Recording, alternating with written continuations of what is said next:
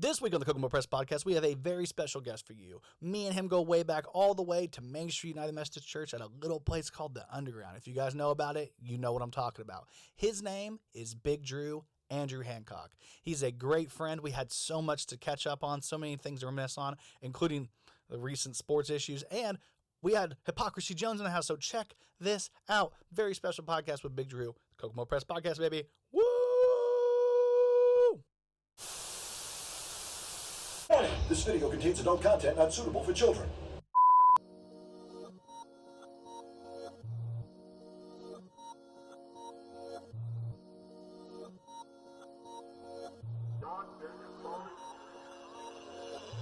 What's up? It's Kokomo Press Podcast. I'm Jordan Granger, and as always, I'm joined by one of the best co-hosts on the planet.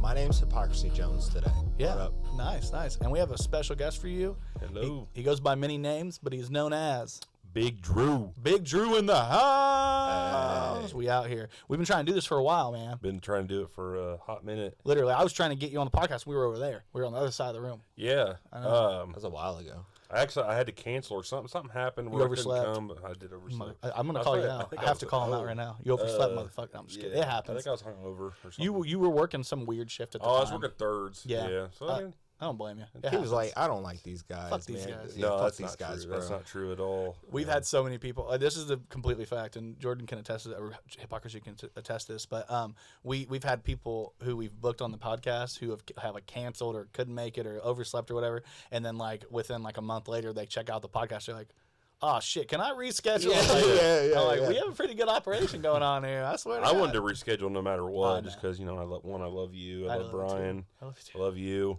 like I love that. Courtney for I know. sure. We got a whole For sure. group. Okay, go. Oh, yeah, For sure. Sorry, I didn't mean to leave you hanging there. Yeah, we got to get. I've been wanting to get you in here anyway, just because there's been so much sports shit going on, and we're always talking shit on. I know you're a huge Purdue fan. I'm a huge IU fan, and it was a really weird year for both of us. Yeah, it was an interesting year, but hey, we have some stuff in common though too. We Yeah, have we have Colts and we have Pacers. So Yeah, we have those, and those are a big deal. Those are what matter, not the fucking Purdue. I'm just kidding. Fucking Purdue bitch. I'm just let me down like they normally do. So we just Yeah, if it makes you feel any better, IU let me down too. So they always let me down every fucking year.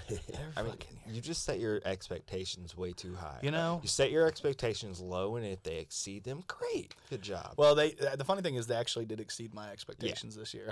IU did really well. even without honestly. Xavier. I can't believe like grown men like us we let sports teams ruin our lives like that.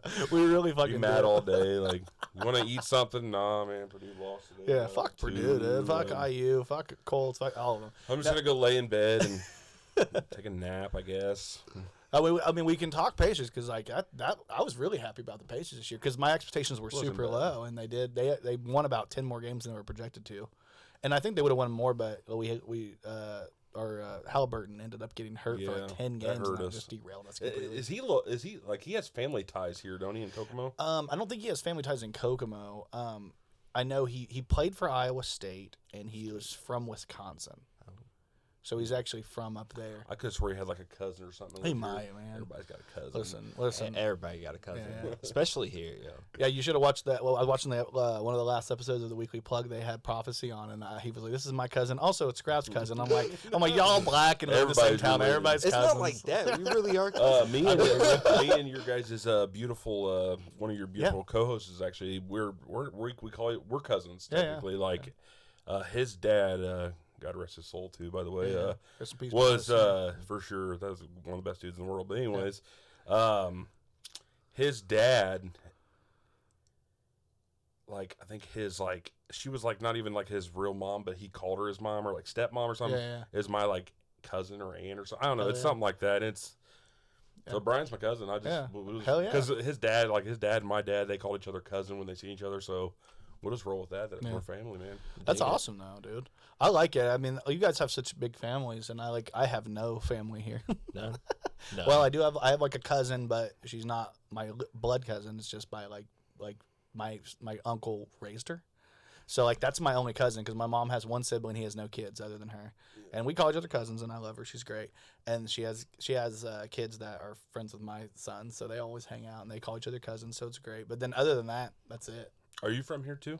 Yeah, yeah. So We're probably all related. Yeah. In a way, Kokomo's not that big of somehow, a town. It's a small enough town. Yeah, we got a random message on the page today, and they were like, "Hey, why is the AMC theater closed?" I And saw was like, that. What the fuck? So I went online and I called the number and I was like, "Hey, yeah, I'm from the press. I just want to know why you guys closed today." And they were like, "Hey, we have a water main break."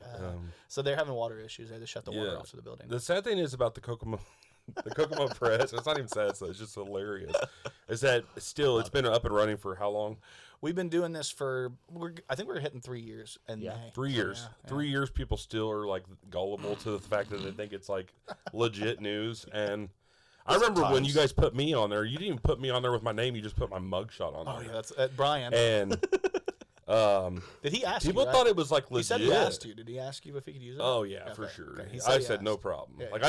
I sent him the photo of my mugshot. He said so- you were. He said he's like you're the Kokomo scanner admin and that you're peeping through windows, Yeah. peeping tops. Something Yeah, like that. and people were like, "Oh, this disgusting pig! Look at him. He looks like a disgusting pig." And Like, he's fuck these piece guys, of dude. shit and all this stuff. I'm just like, Damn, man, I'm getting roasted in the chat. I think you guys made my name like it wasn't my name. Yeah. And then people in the comments were like, there were some people that like knew me. Yeah. And they were getting offended for me that they used my mugshot. Oh yeah. And I'm like, you guys know, like, these are my friends. Like, I let them use this. Like, you don't have to get. They were getting defensive on my behalf for me. Love it. That's some white people shit too. I swear. It is. It's white women shit specifically. I swear, white women want to crusade all the time. How many times did you get tagged in that?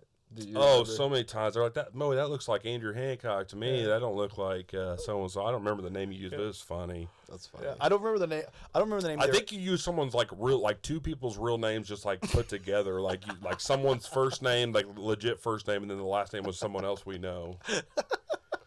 Oh God. Yeah, he did the same thing with Jeff Arwood, and every year Jeff Arwood shares it, and he's like, I remember when this guy used to look like me, and it was like I don't even remember what the joke is. And then Brian actually used his own mugshot as well. He's like and he called himself, I think he called himself like a Handy Andy, wasn't it? That Handy Andy? Yeah. Called himself like a guy that was like giving handouts. It actually caused me a little bit more troubles than that. So like my aunt called my dad and was like, "Oh, is Andrew in jail? I saw his mugshot all over Facebook." And I'm just like, "Well, I was in jail in that photo."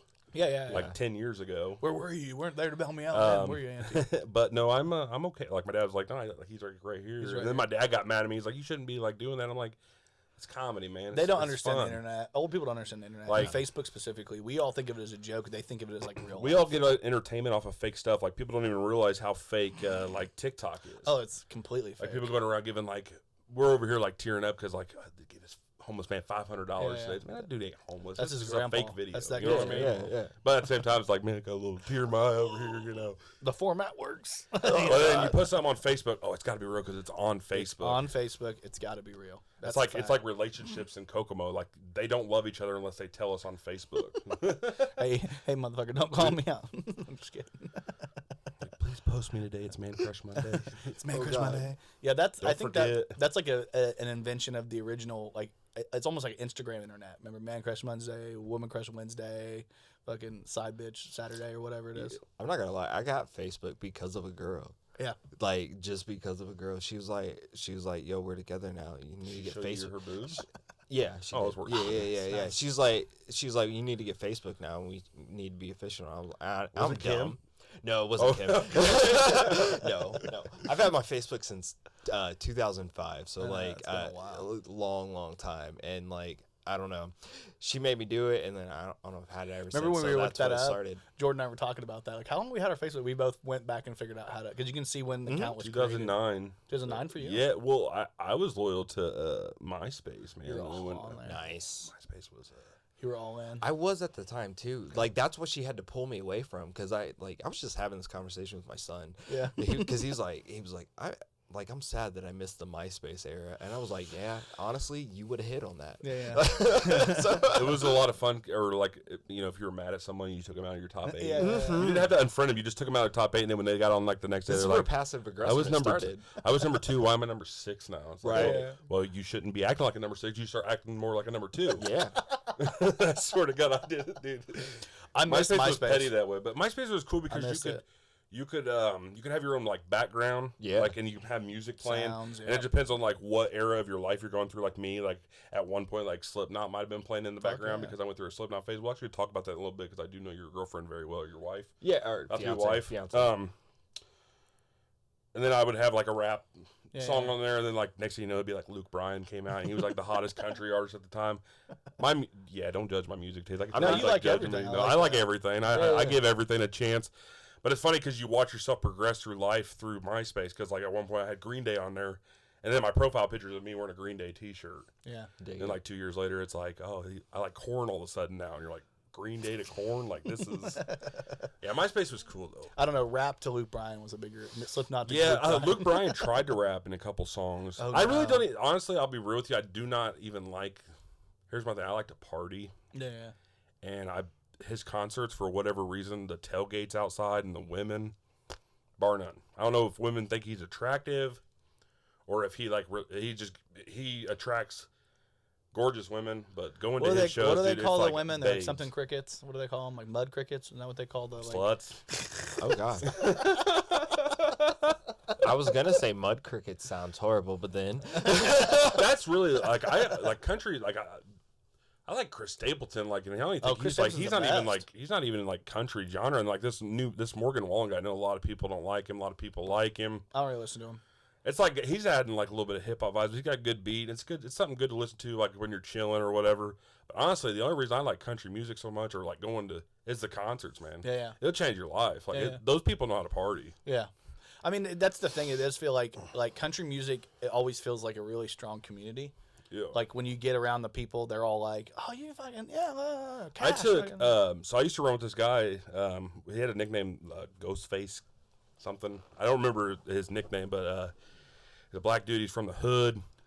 Yeah. And I actually worked with him at the time, and I talked him into it. Finally, I was like, "Man, you got to go to a country concert with me." And he was like, "Man, I don't know, man. Like, you know, your people, my people might not like, just because me and you get along doesn't mean everybody's gonna get along with that." I'm like, "Dude, let me just tell you something. They're gonna fucking love you." Yeah.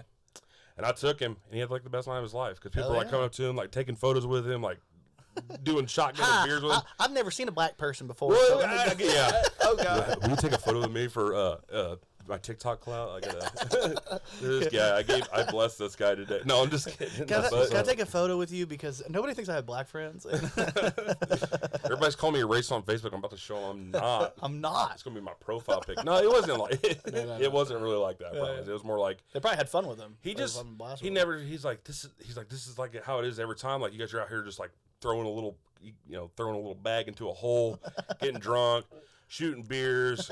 Like this is how it is. I'm like, this is how it is, man. This is it. This is just good people just listening to music, having a good time. He was worried that people weren't gonna like him. Yeah. Like he's like, I'm worried. it was actually the total opposite. It made him more popular, being like the only black guy there.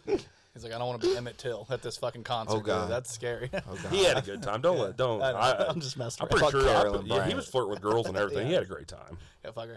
Yeah, no. Well, the funny thing is, like, when I think of like a country concert, it's basically like it's like a black barbecue. Like, you know, like they do everything. Like there's so much going on. It's Freaknik. It's Freaknik. Well, so like I'm not like unaccustomed to country music and shit like that. I've hosted a whole country concert. Like, oh yeah, I remember that. Yeah. I was a host of a country tour that we did at the veterans field, right? Oh yeah. And they had Big Smo there and some other cats, and Big Smo's like real deal too. Like, yeah. like starting to yeah.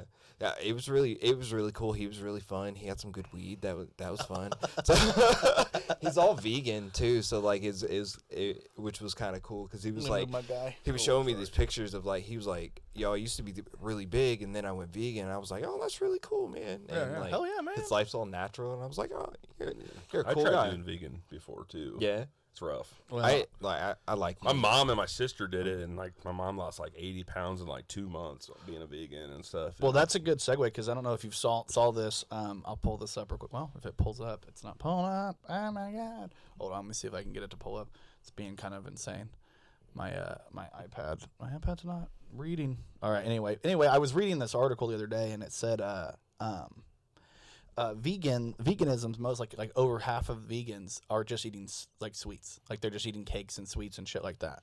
So like I saw this is it. I can pull it up now. Oh, okay. Over half of vegan diets are packed with unhealthy sweets and snacks, which is something that I thought was interesting because Courtney's cousin Annie, they were doing the vegan thing for a while, her and Jessica, and they both had to get off of it because their doctor was like, vegan's great unless if you love fruits and vegetables, but if you don't love fruits and vegetables, you'll end up getting yourself fucked because you'll just eat cakes all the day.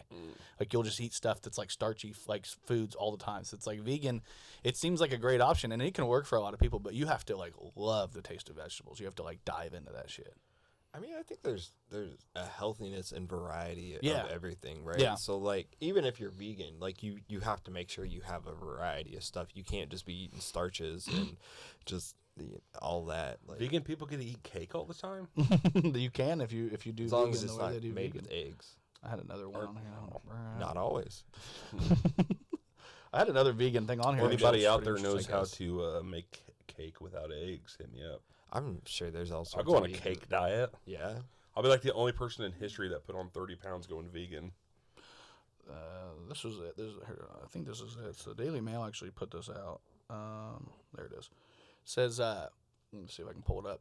It says, warning to vegans, diet of meat, eggs, and milk is healthier than plant-based foods, major review finds. And it's like a major review just carried out by the UN's Food and Agriculture Organization shows that veganism for health is a major scam. People are starting to wake up. Now, this guy's obviously has an agenda, so his is very, very specific. But I was reading into it because I was like, what's going on here? Like, I know people can do vegan and they can lose weight and be healthy. People can do like carnivore and lose weight and be healthy.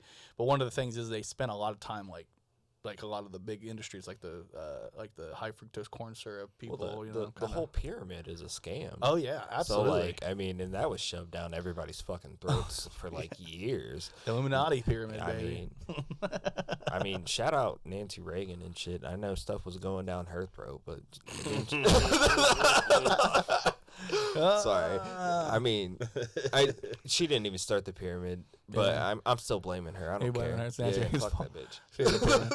First on the pyramid is cum, obviously. Yeah. Second on the pyramid, also cum. I don't know if you know, but it's cum. Third on the pyramid. So who wrote this article, though? This article is from the Daily Mail. Let me see. It's written by Hannah McDonald for Mail Online. Yeah, she's on to something there. She's on to something. She knows something. But she said it's based off of a study from the UN Food and Agriculture Organization, which isn't that surprising because I don't know if you guys have kind of kept up a little bit on what's going on in like Europe right now. Is they're outlawing farms? Do you guys hear about that? Like, there's in Norway they bought out farmers. I used to be a farmer, kind of. Oh, yeah, shit. yeah. But we'll talk. Go ahead. Keep No, going. like this would probably pertain to you. It'd be interesting to know. But like in the northern countries, there they were buying out farmers to take their land from them. Well, then the farmers wanted to move. Okay, well you can buy me out, and then I'm gonna move over to like Britain maybe, or move over to France, and I'll be a farmer there, and I can still do what I was doing. But now I have extra money in my pocket, and then the UN apparently, or the EU, decided that they were going to bar anybody who's been bought out to become a farmer. So they're taking all this expertise from these people, because they have too many farmers there. How and they're can saying, they do that? Because literally, you're just buying out the person's land, right? Yeah. They did You're that. not buying out their ability and their expertise. That's what's the weird They part. did that in Fishers, Indiana. That's how. That's how Fishers is so big right now. They just bought it's a bunch of rich people. A bunch of jobs came there. It's like the fastest growing city in like America, actually. And that's what they did. They just bought farmland from people. But they paid like I'm talking like big money to have people's land. And then it made those people millionaires. Yeah. And now they live there and also contribute to the... Well, but they also didn't make it like some rule where they're like, okay, you can't go to Kokomo and have a farm. Like that, you know what I mean? Did they? No, they just walked up to him and was like, here's a check. And you tell me what the amount is going to be for me to have this land so I can build a big apartment complex here, a big this. Top Golf, all that shit came there. Our city government does that. They're like, hey, do you want the space? They did it when they did do it when they built the bypass. That was called. Yeah, they bought out a lot of people. I actually had some friends that got some money off of that. They only bought like a quarter, like this much of their land, and it was still quite a bit of money. Yeah. So I'm like hoping that happens to me someday. Just somebody wants to walk up with a blank check. Like, I shouldn't have bought. I should have bought right on the outskirts. Why did I buy right here? You know what I mean? In the middle. I'm happy I bought a corner lot. So that's smart. Yeah, you do have a lot of area right there. Yeah. I don't think we have to worry about farming going anywhere though in Indiana. Yeah, we have a lot of farming for that. I used to do it. That's why they did that there. is because they had so many farmers. Too They're much. like, we need to use this land to like develop. We don't have enough land to develop. But then they started adding tacking on like ticky tack bullshit. Like, oh, and now you can't even be a farmer in France. Like, what? Why? If I want to move somewhere else, I can't be a farmer. Can you imagine like a Kokomo like city councilman walking up to someone and be like, "Hey, we need to buy your farm because we want to build another bar here." Oh God. Well, Titty bar, hopefully. to kind of sway that a little bit, what if they just bought your land to build like apartments, like you were saying? Yeah. In that case, like that could happen. It's a possibility. See, as cities want to progress and expand and shit like that. Yeah. It's one of the easiest way to bring in. That's hey, a we have all this conversation. space available. That's a conversation I literally had with Shelby because there was a house downtown that was like right downtown that was really big, really nice, Yeah. and they wanted like very little for it. I was like, we should buy this house, fix it up. I was like, put some money into Yeah. it because we could have spent less on that than we did on this. I was like, and then within 10 years, I guarantee they're gonna buy that house from us so they could build because it's right by the stadium. Like I'm like, they're developing so much there. It's not going to be very long before they start moving and buying some more of those houses because a lot of those houses down there on like Main and Union they're older homes. They need to kind of go. Well, maybe you dodged a bullet over there because they did some shady shit down through there. Oh shit, they did. Well, I What'd mean, you hear? like with the flood zones and shit like that. And Yeah. you're anywhere near that, like the property value is low for a reason. So like, maybe Well, you now dodged that a bullet flood there. zone's gone. Luckily, It is now, Yeah. but there's still. I'm sure they didn't clear up everything. Yeah. Aren't they bringing like a soccer team here too or something? yeah. I mean, we have the Bobcats, we have the Jackrabbits, and I mean, the next thing is soccer, I guess. Was it like weren't they going to be called like the Kokomo Mantis or no? Yeah, that's- they actually the Mantis FC. I think they do have Mantis. that down there. Yeah. Oh, sweet, Mantis Football Club.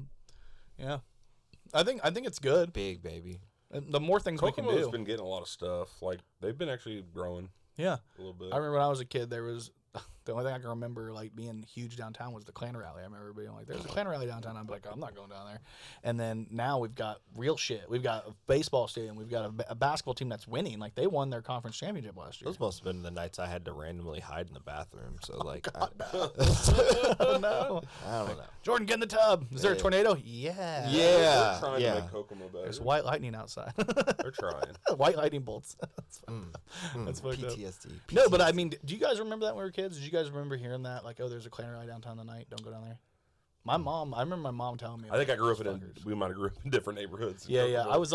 I was on Sycamore. I lived downtown. Oh, downtown. you were rich. Okay. I do remember. Rich? No, Sycamore. I mean, I lived down by the. By Did the you live in Stock Silk?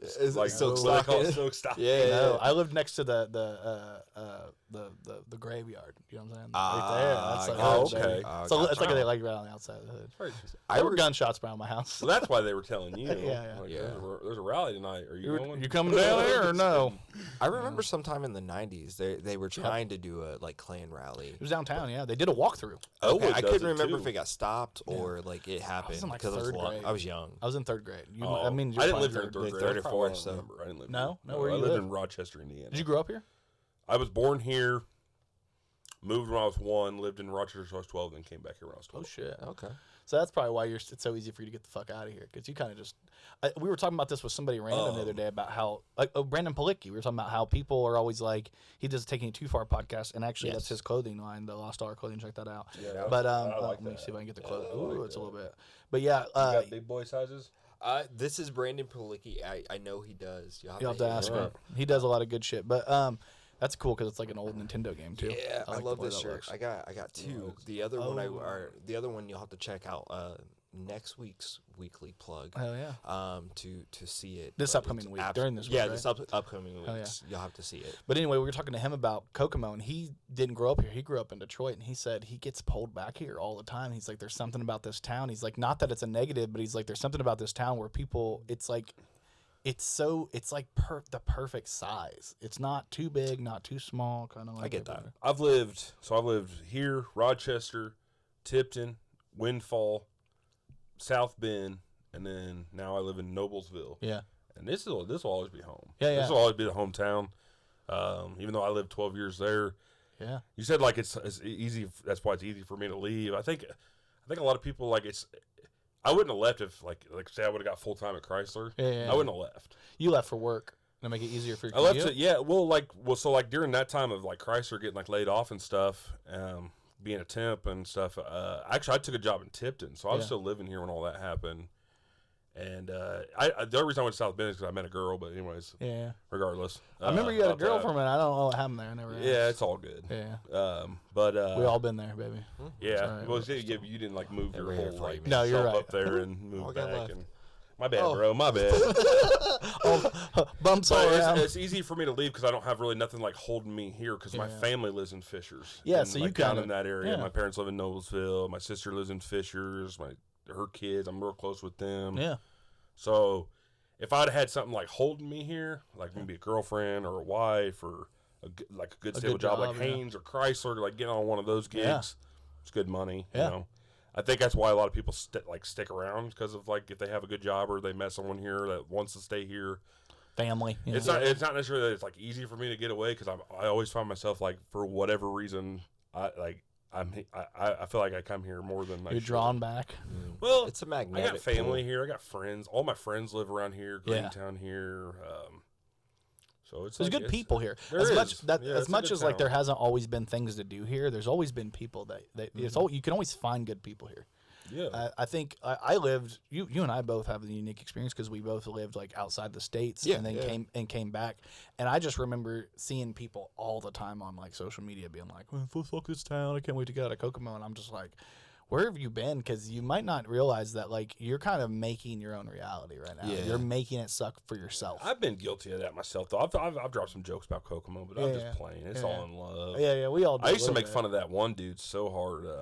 Dude that ran the food precinct. Oh. We even did. Dude, That's we, okay. That's all okay. right. You can make fun of him. Yeah, It's okay. yeah. We did the food piece. We did that food precinct video where That was so funny. Ryan dude. like came to the door pretending to be A like snitch. Yeah, basically. That was a fun video. You guys in there Jimmy Shaw Yeah, joined us. we on shot. That. That was We cool. shot the whole. Like we were waiting for Jimmy to show up. We shot the whole thing, and then Jimmy showed up right after we were done. We're like, all right, let's shoot it again. We'll So, reshoot a couch scene where you're like talking about let's get some food. We're all like stoned, Hey, whatever. man, I'm fucking high. Let's get some food. And Brian's like, "Oh, hey, we went to high school together, blah blah blah." And he's all like, "What you guys got going on?" Yeah. there?" You know, the next thing you like You got some talking to skunk- James You Wright burning, on you the burning some phone. skunk feces? You burning some skunk feces in there or something? That's what it James said. Wright plays a cop very well. Oh yeah, I saw him the other night at work, which was pretty great because I never see anybody I know now because you got moved to Days and Brian's out at KZ I think now, we're like close. yeah, you're in 77. Right? Yeah. Sorry, I'm not So- trying to give up too much. People know we do At not the speak for puzzle our fac- business. At the Puzzle Factory. At the Puzzle Factory. Yeah, I Yeah. saw that. I've watched that episode of you guys too. That was so good. You guys killed that episode. He was on the Taking It Too Far podcast, which is the same guy. And I'm not trying to segue too much, but I watched that episode. You guys should check that out because him out. it was really funny. I was dying laughing. I was working and I Who was just runs it? laughing. Brandon Policki, Laura Policki, which is his wife, and Adam Nelson. We've had Brandon and Adam on the podcast, so you can actually check them. Is two it out like here. back through the old videos on YouTube? Yeah. If you go to our a couple old episodes, but one of their most recent, they did a special for Laura's birthday, but one of their most recent episodes was him and Kim. And like I said, you know Kim pretty well. How did you know Kim? I met Kim in like 7th grade because Yeah. like I know you too, and we'll talk about that as well. Kim She was actually told me to tell you happy birthday. Yeah, Kim. Her mom. I know her mom real well. I worked with her. My first job was at Wendy's, and I worked with her brother at Wendy's. Which brother? Ernie? Was it Ernie? Was it? Huh? Which brother? Steven. Steven. Yeah. Okay, yeah, Steven. Yeah. He was older Ernie's your than stepbrother. us. Because it was my first job, and he was like 19, 20 when he was working there. Still, you know, the transition into wherever I think he works at Chrysler now. But Kim. I met Kim in 7th grade, I think. Yeah. And then we didn't become friends till I was in like 9th grade. I think we were both in 9th grade. She was like the first time I ever listened to Slipknot because That's of what I Kim. said. You guys bond over Slipknot. No, it wasn't necessarily that. She was I sat behind her in science class or something like that. It was one of those classes. Yeah. She wore like Slipknot hoodies, bro. She had like cuts up her arms. She's cool as yeah. shit. So, I mean, but gothic, I guess you would call it, or like dark. She wore Punk. she wore like the pants with chains on them and stuff. It was cool. Metal. I thought it was cool, and like you know me, I got along with everybody, so I just Yeah, thought yeah. she was cool. And I don't know, we just became really good friends. She put you onto some Slipknot. Yeah, like I started like because her mom went to my church. I never put it all together, but her mom like went to my church. So then, like next thing you know, like I'm coming over to the house and hanging out. And, like she's listening to Slipknot. It was like her favorite band. She was always wearing like Slipknot T-shirts. Got me hooked on them. What song was the one that got you? Duality, I think it was called, or Yeah. something like that. Yeah, that whole album with like the Yeah. zipper face on the front. Now I'm still a fan. Like honestly, they put out some not heavy bad. tunes. They actually have some pretty melodic shit. I was laughing because I quoted like a Slipknot song on Facebook at one point, and Maddie was laughing at me because he's like, I did not expect that out of you. But it's the Psychosocial. It's a pretty fun song. But they did a mashup with them and Justin Bieber, and it was the funniest shit I ever heard in my life, and it got me into the song because it was just so funny. Nice. But like in those days, like, you know, like being young and like, so like I was more like a sports guy, preppy. I wouldn't even say that. Like, you were. At school, I was just whatever. You're a preppy. And she was like the gothic girl, and what we were still like best friends. That's the good thing about Kokomo is a lot of time there was a lot of commingling between like the punk kids, the goth kids. Well, that's what I was trying to get at. Like, I ran with everybody. Like when I met you guys, yeah, I met you, and man, we used to run with. It was you, like Jesse Couch, yeah. Spencer Merchant. We're just name dropping on this Alex Steele. There's a lot of people. Andrew Taylor, Justin Taylor. So I felt like those guys, none of them were really like jocks or popular or like. Yeah. It was just. We were just kind of like. Basically, like I wouldn't even know how to explain this. Yeah. Maybe It just was like guys that like weird sports bunch. and hung out. Yeah. And like all the girls that hung out with us, like Heaven. Yeah. Ashley Wilborn. Yeah. Yeah, Amber Grettig a little bit. Yeah, We had a pretty Libby good group. Powers, Yeah, remember her? Libby, we used to run with like these, like it was like a nice little tight group. We had a nice little group going there for a while. I had a good time with that group. I mean, it was hard to maintain friendships with them because they were kind of spotty. Like no shade. I'm like that's not. I don't have any hold any ill will towards. But I was really close to Andrew. Like we rode to school every day and hung out all the time. Went out to lunch every day. We played in a band together. We did a bunch of stuff. And then when I joined the Navy and came back, it was like he didn't know who I was anymore. And I think he had like a reason, but the reason was like really shoddy. And I didn't know you guys had a band. Yeah, we were in the band called RBF, Righteous by Faith. Oh, it was Christian. It was Christian, but we were only Christian because that's they would let us. Was that play back in the underground days? Yeah. We used to play down there. Used to play down the underground. Did you ever go to underground? No. You're too far out there on the southeast. I was a Southside kid. I don't know. Southside? Picture this. I've always been a homebody. Yeah, like a nightclub vibe. But I've heard stories. I've heard stories. Like a Christian nightclub. Like I wish like I could go back and just be a fly on the wall. I might get stuck there, but You would have fun with us, dude. Yeah. We had a good group like Bruce, fucking Bruce Oberdorf. Back then, it was like a girl held my hand tonight at the underground, and like you know, fast forward to us now, like I'm a dick sucked. It's a social. You know? it's progression, man. It's all about progression. You go to the coterie bathroom and it's like follow my OnlyFans. They're like, that's the way. There's some numbers on that bad. That's a cool bar. Oh yeah, it's a fun bar. Yeah. Kyle's done something good with that. I really He's like done that. something good with this whole town. Yeah, you think he's done the whole town? No, just like with all like him. putting on stuff. Yeah, know? the River like Walk. you guys put on cool stuff too. Like Hey, obviously shout out. Kokomo Press presents. Thanks, man. Appreciate it. Yeah, we've done it. We've done 2 comedy shows, a movie premiere. You kind of got a little bit of a glimpse in a couple things we have in the works coming up here. Jordan's got a show. He's gonna be running coming up here soon. But I think it's good because like Courtney did the movie was Courtney's. That's all Courtney's. Yeah. Brian's did the comedy thing, and then Jordan's going to do this show coming up that you guys aren't allowed to know about yet. So stay tuned because it's coming. But Plug you in. We've got plugging you in. Yeah. There's so much going on, and we're trying to branch out and do more shit because for the longest time like it was like we need to build our profile, build our page, and then now we're like coming up on 20,000 follows on Facebook, like getting closer and closer every day. Big time. Which I mean, right now we've got if you did it based on the town, we have a third of Howard County follows. Yes, that's good. I mean, I'm sure that there's a bunch of people outside. Then you have like a third of Howard County that you piss off every day. Yeah. Everybody's grandma. Well, more people follow our page than they do the actual city's page. Yeah. So if that tells you anything. There's never mind. I can't talk about that. Oh, yes, I was gonna say there's like another one. Yeah. On Facebook that's like but they do like real news, but they're also been on there like trying to clown too. Oh lately. yeah. I don't know who they are. You know who they are? Kokomo something. Oh yeah, we probably know who they are. But I don't know.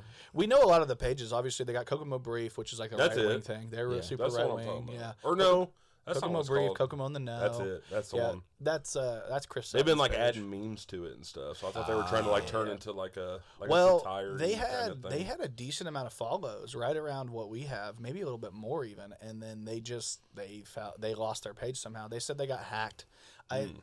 No, they went hacking, full in on some really really right stuff. I think. Yeah. So I can't really speak too much, but I've seen multiple pages in town pull the hacking thing, and I've been around long enough to know that you don't get your page hacked. No, you don't.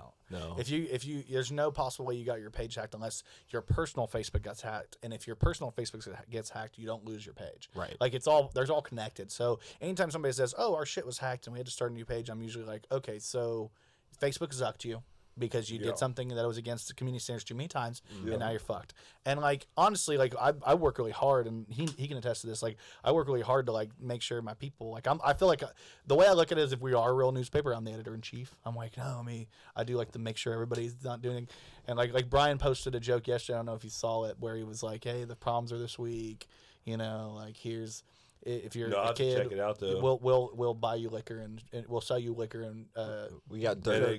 Weed. Basically, we got dirt weed and plastic bottle vodka for you. Yeah. So no, it's just the way he worded it. I was like, "Can we write it's a joke at the end?" He's like, "Yeah, for sure." But that's all you got to do is like be transparent in what it is. Yeah.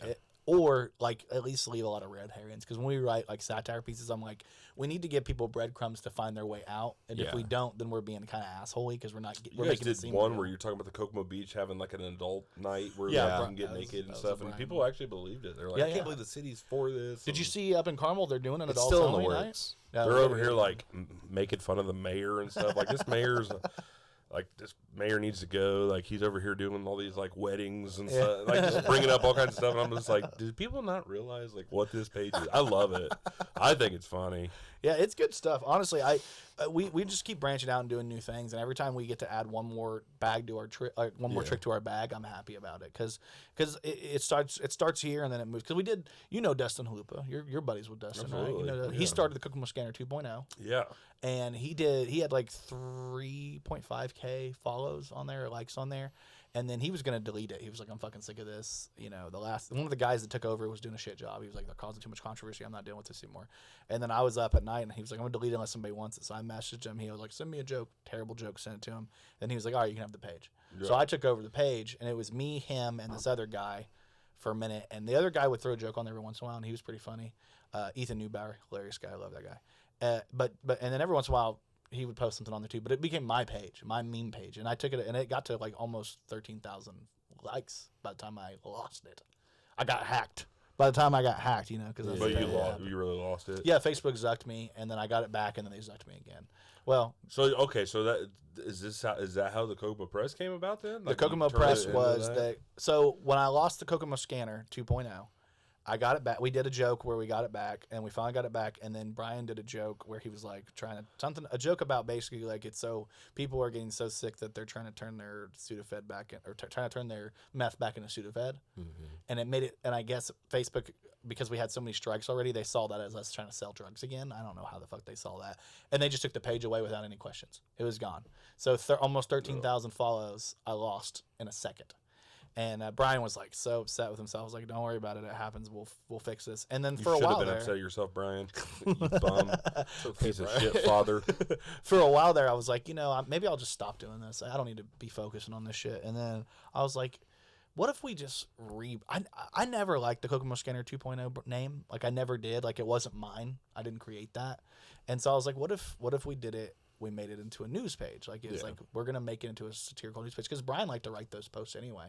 And the format of like we kept doing jokes where it'd be like, oh, water main break at the blah blah blah, oh, all the ladies are wet, or it was always like, something to do with like making fun of the Kokomo Scanner.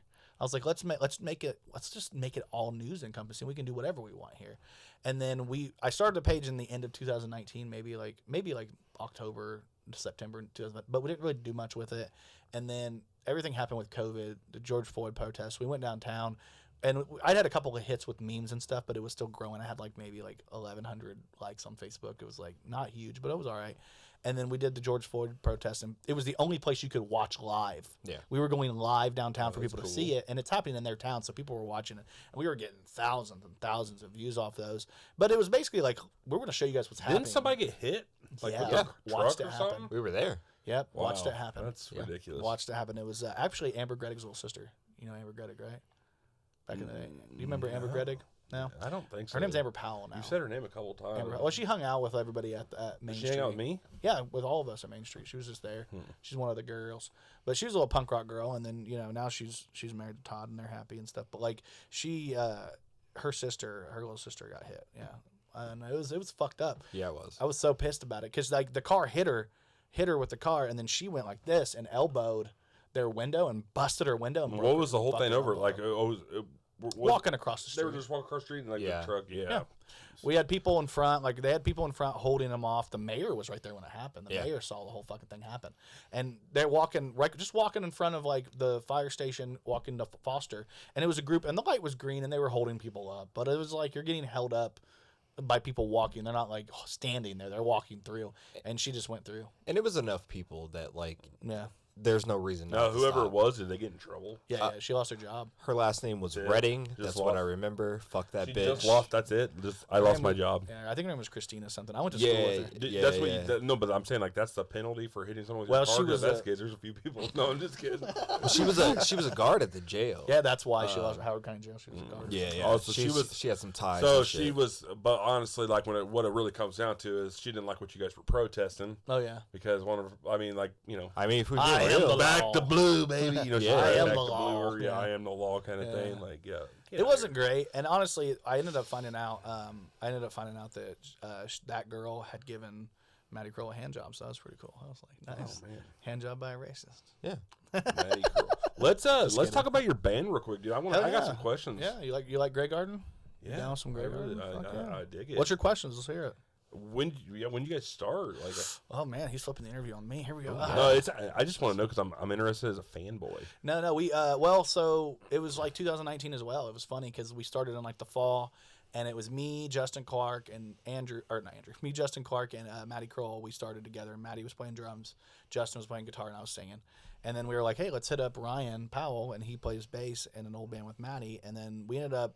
Maybe a little bit after that, we were like, we need another guitar player, and I didn't want to play guitar because I like to focus on being the front. So you went to Blockbuster and picked up another guitar So player. we went and picked up a Blockbuster. Now you know Jeremy Badham. do, You know Jeremy man. Badham? Yeah, He's the I'm at best. Blockbuster. Hell yeah, he was at Blockbuster. It's true.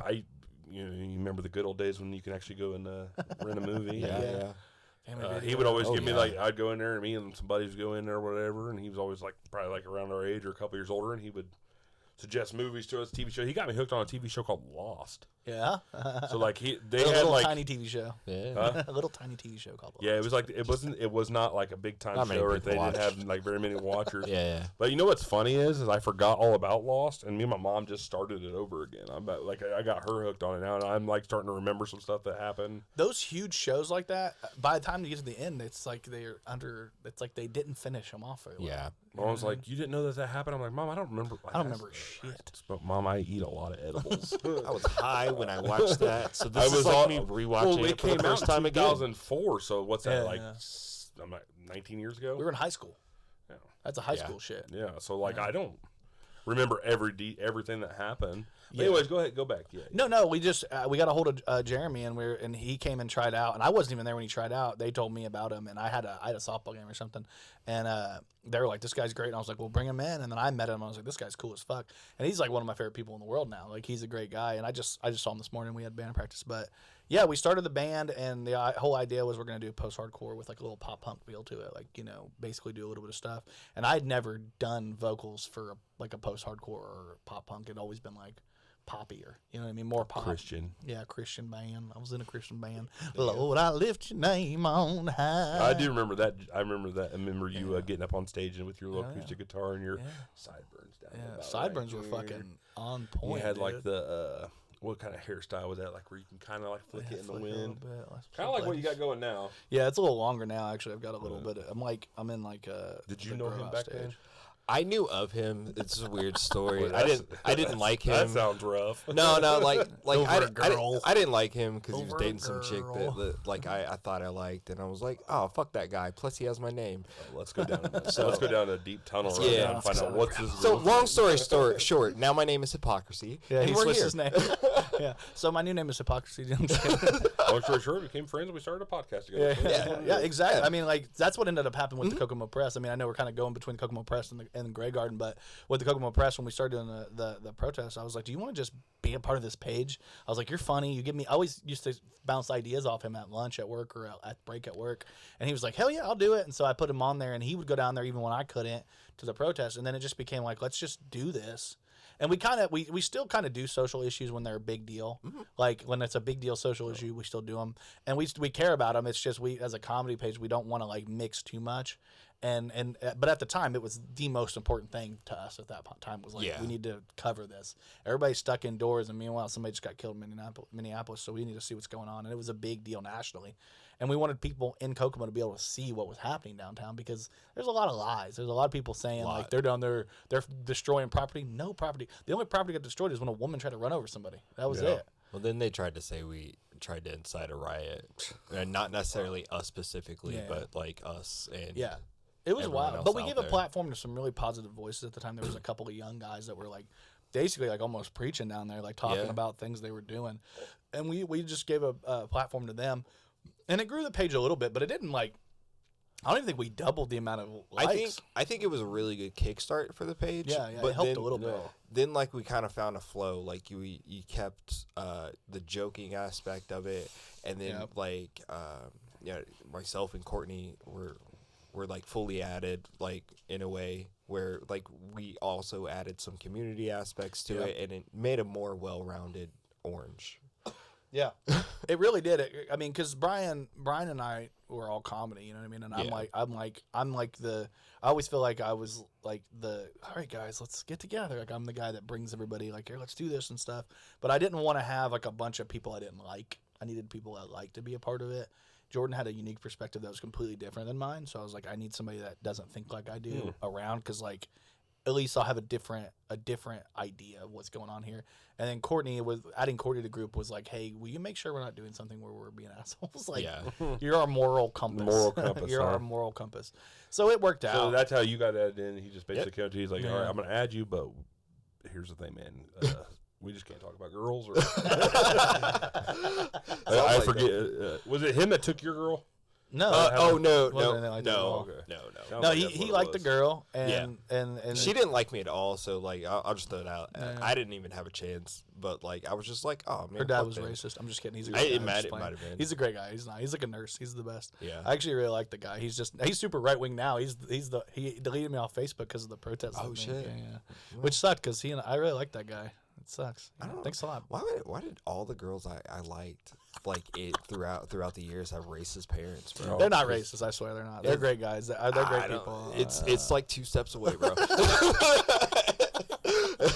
No, like honestly, it was great. Like I met her at Morp at Kokomo High School. I was there. It was actually a really weird night because I was supposed to go with this girl. I invited this girl to go with me. I don't even remember her name, but I invited this girl to go with me. She said she would go. I bought the tickets. I was like, I'll meet you there. I show up. She doesn't show up.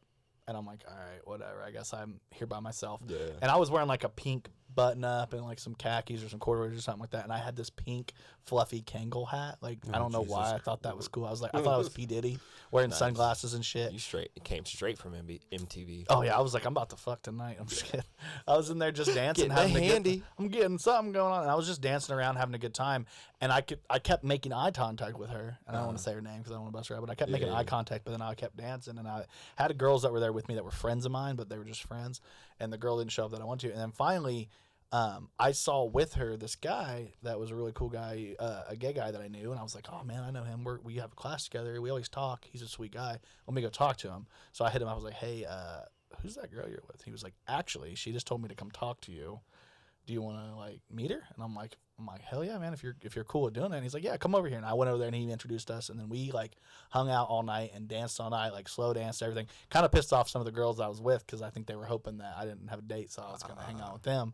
And so I ended up. Ladies' man in high school. He really was. I was stud. Yeah, horrible. You were a stud with your little acoustic guitar. And But yeah, we ended up dancing all night and then dated for a year and a half. So that's awesome. Yeah, and she went to Taylor, and she was a year older than me. So like it was like, oh, I never dated anybody older than me. Let's do this. It's awesome for you, not so awesome for you. Sorry, but things worked out for me. It's all good. It's all good. It's all worked out in the end. We got this, and we're building this. But to be fair, I didn't know any of this until we started hanging out. Yeah, I know. He didn't. It was a thing I kept in. I didn't tell nobody. He ended up telling me, like, hey, I remember you. I didn't like you at first. I was like, what? What happened? Yeah. He's like, it had nothing to do with you. You didn't do anything. It's just a girl. And I'm like, it's always a fucking girl. Yeah. Yeah. Do you ever have any beef with your friends over a girl? You don't remember any? I had all the women too, man. Yeah. High school, I was a stud. You're getting all the ladies. So I didn't really. Everybody liked you. I just Yeah, remember I don't you know being. why. Nobody liked me, but everybody liked you. They The ladies, loved you. Are you the ladies kidding liked me? me. The ladies did. Everybody loved you. This guy. You get attention from girls. I honestly, like the way that I was getting attention from girls. I don't know why it happened like that, but I had somebody at a bar one time come up to me and was like, all right, man, what's the deal with you? And I was like, what do you mean? They were like, all right, because I hang out with beautiful women, or I have friends that are women that are just my friends. That's it. I have no sexual attraction to them whatsoever. Yeah. Well, okay, but yeah. I have a guy at the end of the day. But it's not like that. We're just friends, and you know, some of my dearest friends are very beautiful women. And guy would come up to me at a bar and it's like, all right, man, what's the deal? You're always with like hot chicks. Are you gay? Or do you have a really big dick? I said both. I said, which one do you want to find out? Right. Come to the bathroom. If you're lucky, you can find out both. No, and I didn't say, but that's a terrible perspective to have when somebody's like, well, he's fat and ugly. The way I took it, it's like, this is a fat guy hanging out with a hot chick. So either he's her gay best friend. Yeah. Or he's packing major heat. Yeah. It's like, why can't we just be homies? You Yeah. know? Just, why can't I just be a nice person? Yeah, that's exactly. But also, it was that. also at a Kokomo bar. So, I mean, everything in Kokomo you got to view with a slight shade of toxic. So, like, the sad thing is like, I would hook one of them girls up with any of my. I've hooked them up with my best friends before. You know? Like, my friend thought she was hot. She's my friend. I'm like, hey, my friend thinks you're hot. Yeah. Smash City. That's what the gay guy did for me. So it's pretty cool. There you go. He was a sweet kid. I like that guy because we did like a whole skit. Like we did like speech together. Yeah. We did a whole skit in the class, and I had to play like a gay cow. And I was like, I went to him and I was like, hey, do you mind if I do like an accent, like a gay accent? And he was like, yeah, you're good. But like I asked him because even back then I was like, I'm not trying to fucking piss this guy off. I'm not, I would never do this if it's gonna hurt his feelings or if he thinks it's over the line. So I asked him and he said I could. So I was like, oh, so I did like that, moo, moo, moo, like that whole thing. Whatever. It was fun. No, but like honestly, it's weird when you do have friends who are girls because like we have a friend. We have Courtney's our homie. Yeah, Courtney's cool. And like we have, and you have girls who are friends. I think if you meet somebody, there's two different versions. There's a woman who doesn't let you, that thinks it's fucked up if you have girlfriends, and that's toxic. Yeah. And then you have like a man who can't have girlfriends because he doesn't know how to keep his hands to himself, and that's toxic. Yeah. I think the reality is if you can't have a girlfriend, like if you're a guy and you can't be friends with a girl, there's probably something going on. There's got to be something weird with you. You know what I mean? I actually I prefer going to a bar with a woman because. Like, think about it like this. Like, a guy, going with your buddies is cool and stuff. But if you're going with, like, single guys, their only motive that night is to get some pussy. Yeah. They're not focused on hanging out. Right? But, like, if you go there with a girl who knows that she could just raise her hand and be like, hey, who wants to have sex with me tonight? Everybody in the bar is going to be like, yeah, I'm in. Yeah. She's not there for that. Yeah. So she's there to hang out and have a good time, do shots, and talk. So, therefore, it's better to go to a bar with a woman than it is with guys. Because, like I said, guys only have one motive. Yeah, I would say, most of the time one motive. I think as we're getting older in our mid-30s and shit, I'm like, if I go to a bar, I have a girl, but even if I'm going to a bar right now, I'm not trying to get laid. I'm just trying to hang out. Yeah. Plus, it's actually worked out in my favor doing that because then a lot of single women like guys that are in relationships. Same thing, guys like girls that are in relationships. You know, it's like they think that they can't have you. You're unattainable. The forbidden fruit. The forbidden fruit. So it's actually helped me a few times where it's like, I'm sitting there with a good-looking girl, drinking, having a good time. Then I go up to the bar to get us another round of drinks, and like a girl at the bar is like, "Oh, I wish like you could I could party with you guys or hang out with you guys. Looks like a lot of fun, but that's probably your girlfriend." I'm like, "That's not my girlfriend." No, what's so up? It's actually worked out in my favor before. It's like, come on over. Come on over. Come on over. Baby. Now I'm hanging out at a table with two hot girls. Yeah. And I'm not gay, and I don't have a big dick, so. All right, Jordan, get the fuck out. This is a little dick club. Oh, my bad, bro. Or a regular sized dick club. I mean, really, I'm a regular. It's the average. But I thought that was so funny that's like the two criteria you have to meet to hang out with hot women. I just thought maybe it was, can't we just be friends? Like, can't we just be homies, you know? Where is it written that a guy and a girl just can't be friends? That's what they try saying that, but man, there's some ladies out there that I would take a bullet for them. Yeah. I mean, I'm in dead just like you would with Courtney, I'm sure. And yeah. Courtney's the homie. You know, Like for just real. like you would with any of Courtney and anybody else. Yeah, like, yeah. We've got homies, dude. Like honestly, we have a lot. Like Michelle, you did that skit. We did that funny skit that was based off of your mugshot thing. That like basically we're like, let's do a skit about it, where it's like through the Ring doorbell at my house. So we're like, let's fucking do it. And it was really funny. And I still have it. It's like one of our clips for a funny. thing. We're like, what the fuck, man? There's people coming in out here all the time. You're doing illegal activity. It's such a funny skit. Yeah. And it looked real as fuck too. Yeah. Which is what made it look We good. freeballed that skit. Yeah. Like it was just like show up and that's basically. Yeah, it was the first time I ever done anything like that because I had to shoot the audio with a phone, Yeah. like by the door. Were you here for that one? No, I think I missed that one. I just shoot the audio by the door because the Ring camera the audio wouldn't screen record. So I had to screen record through the Ring camera. It was a fun because we had to figure all this out. Yeah. Because the concept, like It was was that the first one we ever did or was that the second no, one? that I know one, done we two. did the precinct one first. This one, okay. because I didn't live here when we did that one. I lived over on Indiana. But like when we did that one, Brian was like, we should do a concept where he's peeking in the window, and I was like, we should make it to make it look more real. Let's do it through the Ring. I have a Ring alarm. Yeah. And I remember you guys being like, I don't know. And then we did it. I was like, it looked way better. It looked real as fuck. Like it killed it. And you were so funny in it. You and Michelle both like sold the shit out of that. Yeah. She's such a good actress, and she does a lot of stuff with us. She does really well. Yeah. Michelle Bratcher, check out her. She's got we've done 2 podcasts with her. You can check her out too. But yeah, she's maybe 3. I don't know, maybe two. So if you think think it's about it, two. I'm kind of like OG with the Kokomo Oh yeah, Press you've game. been with us for a Because while. we did that video a long time ago. Yeah. So that was our I mean, we've had start. 3 or 4 different posts that involved you, like for real, like 2 videos. I know we did the one thing, maybe 3. So we did the one thing with you being like your mugshot, and then the two videos. Yeah, I'm a fan. Yeah, I'm a we fan love of it. all of you guys, man. and These that are all- food precinct was really funny. That's too. how. I was throwing a lot of shade at that guy because there's this. And we don't have to bring up you anybody, told but me I about don't it. like him. You told me about it a little bit. I don't like You it did? I just either. never I'm liked right there him. with you. And Well, you told me there was a specific reason. You there know is what you specific told me? reasons, but I just don't. We don't don't have to have to get put it into on here, all but I that. know the I don't specifics. know who all listens. To I'm this, Jordan but- in the know. You know, I don't need a Kokomo in the know. I'm Jordan. In the know. And I was going in on that dude on Facebook, and I think you like messaged me and was like, "Hey, let's do a video. Like we're making fun of it." And I'm like, "I'm in. Like, Yeah. I'm 100% in." I think we talked about it and shot it like within the 2-day window. Yeah. We went over to Brian's apartment. I don't know if he still lives there. We No, smoked. he bought a house. We smoked a few joints, and next thing you know, we had a video done within like an hour or 2. Yeah, I had It a was good time quick. doing that too. And James Wright came over 5 Yeah. seconds. He did like a 5-10 second scene, and he killed it just Yeah. like he normally does. And came over in his little burgundy suit. And Yeah, I actually had to. it was good. It was a good. I one. actually had to. That's one of the clips that actually got copyright claimed. I have to like dispute it because I did the whenever no kidding. it seems like this is gonna be. You know, he did like somebody smoking the devil's lettuce Yeah. or something like. I don't remember what it was, but it was something along. Oh those no! lines. I came up with that line. I was like, "It looks like they're having a garden party Yeah, featuring the devil's lettuce." Yeah, that was hilarious. We were sitting out trying to I figure wrote out that how line. to write James Wright that. was loving it because James Wright's a clown on Facebook. Yeah, we were like I trying used to be a figure out how to clown. do all this because like I was shooting it over there like because I was going to be editing it because I usually edited most of the videos. So like I was like I want to make sure we do this right. And then we went to the door and I followed you to the door and you and Brian had your back and forth where you're like he's like, can I come inside? You're like, no, dude, you're good. Just get my food. You're good. Yeah.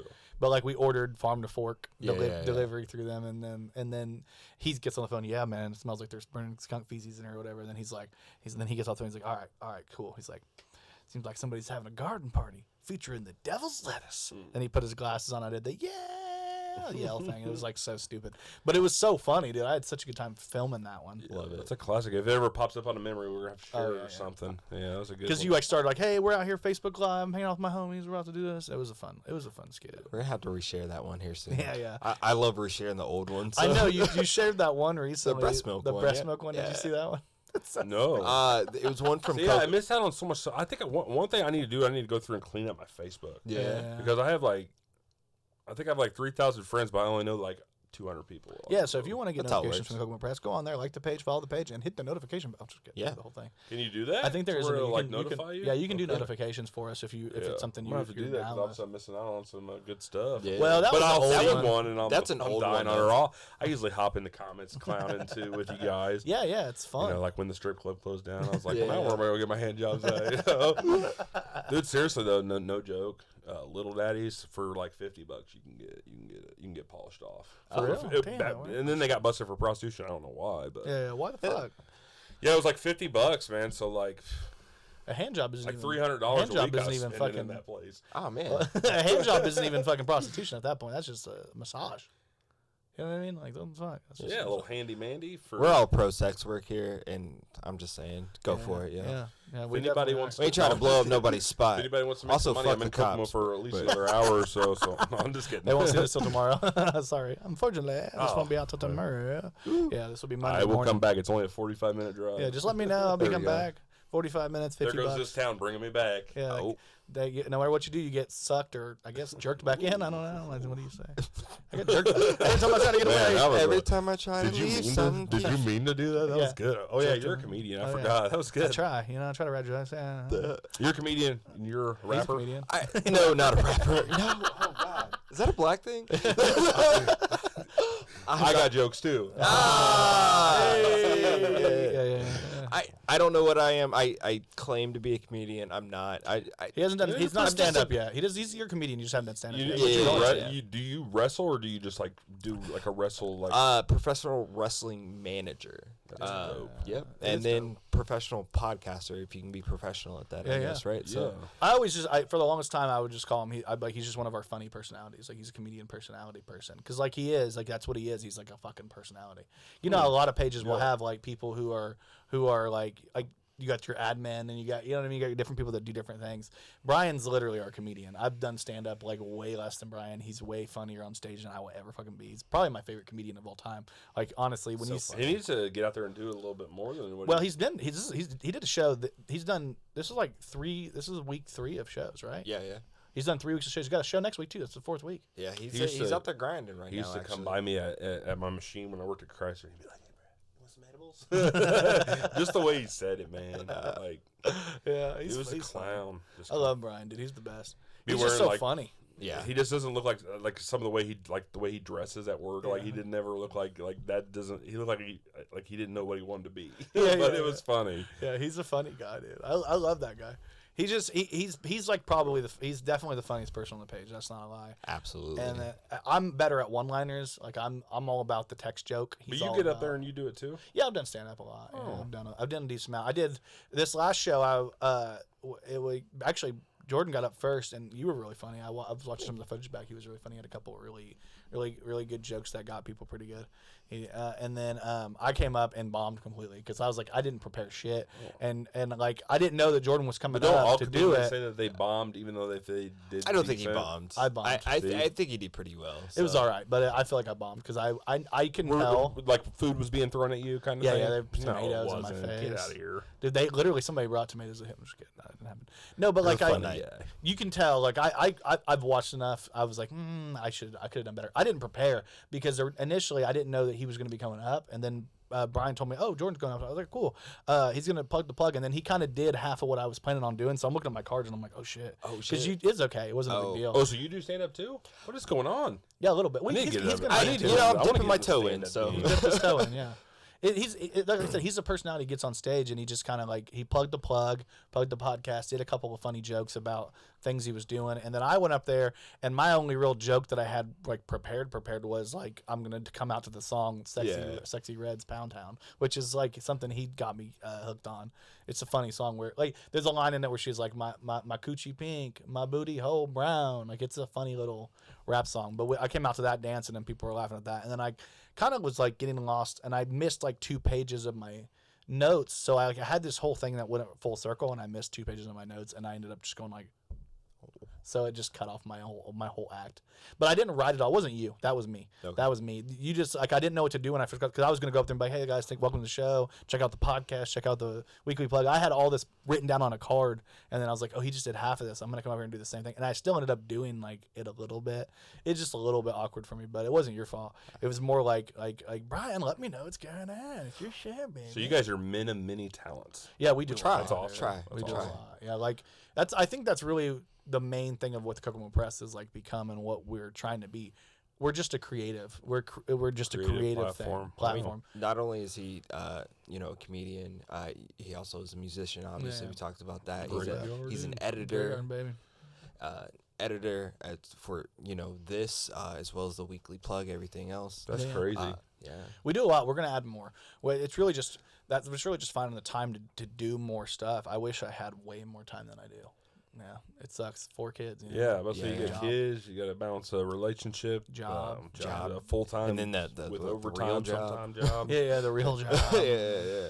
I honestly, and then now I have we have 2 little baby kittens that I have to deal with too. I'm like, they're driving me crazy. Yeah, I was out there loving on them. I know they're sweet as hell, but they're tiny, little They're tiny very ones. tiny. They're like That'll half change. Siamese, so that's why they have that Siamese look to them, kind of. We are Siamese. I'm gonna get in trouble again. Yeah. Courtney gets mad at me. I tried going to I always try to go to like some of the stuff you throw, and then like when you guys put the date out for stuff, like your band especially, I've tried to come to like one of those comedy things when you guys used to do it at like Mulligan's. Yeah. Shout out to old school Mulligan's. That place was cool, man. Back in the day. But anyways,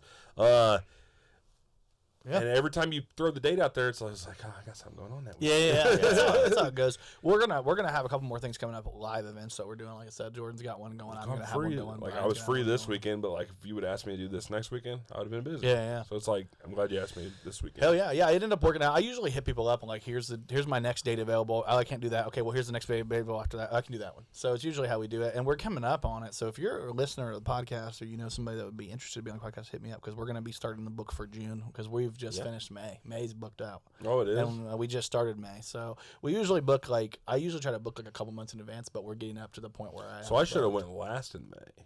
You should have had me. No, this is perfect. You know what they say, that you say the best for last. That's true. Yeah, we're getting closer and closer to. I don't even know. I think we have somebody for the last of May. I don't even know who it is anymore. I think Annie. Yeah, we've got a pretty good lineup. I normally don't try to give out who's coming out. That's why I told you I was like, don't tell anybody. Shh, be quiet. Because I want to put this photo. We're gonna do a photo at the end of this, and then I usually put it out the same day. Like, check out the podcast this week. We have Big Drew. Yeah. You're like, who's on with me? I'm like, shut the fuck up. I'm just kidding. Oh yeah, you were. You like slid in my DMs. You're like, hey man. I was like, you're not. You're gonna be on with Jordan Bell. Shut the fuck up. I used to clown on Facebook a lot of people and make jokes and stuff, and then like people started like sliding in my DMs saying that I was like being negative and being like a negative person. Yeah, I get so that. I stopped doing that on Facebook. I hate Facebook. Yeah, I feel like Facebook got ruined by old people. Tell them to say it to your face, because I bet they won't. Yeah, say it to my. I used to clown real hardcore, but I guess whatever I would be clowning on would be like dogging or like being negative towards something. So people were like, why are you being so negative? Then I got in trouble from like some Chrysler workers, man. They like came at me in like a rally meeting basically, and it was like, there's a lot of tired of you dogging Chrysler on Facebook. And I'm like, dude, I was like, I work there. What do you mean? I worked there for 9 years as a janitor, 3 years as a worker. I dogged it the entire 12 years I was there.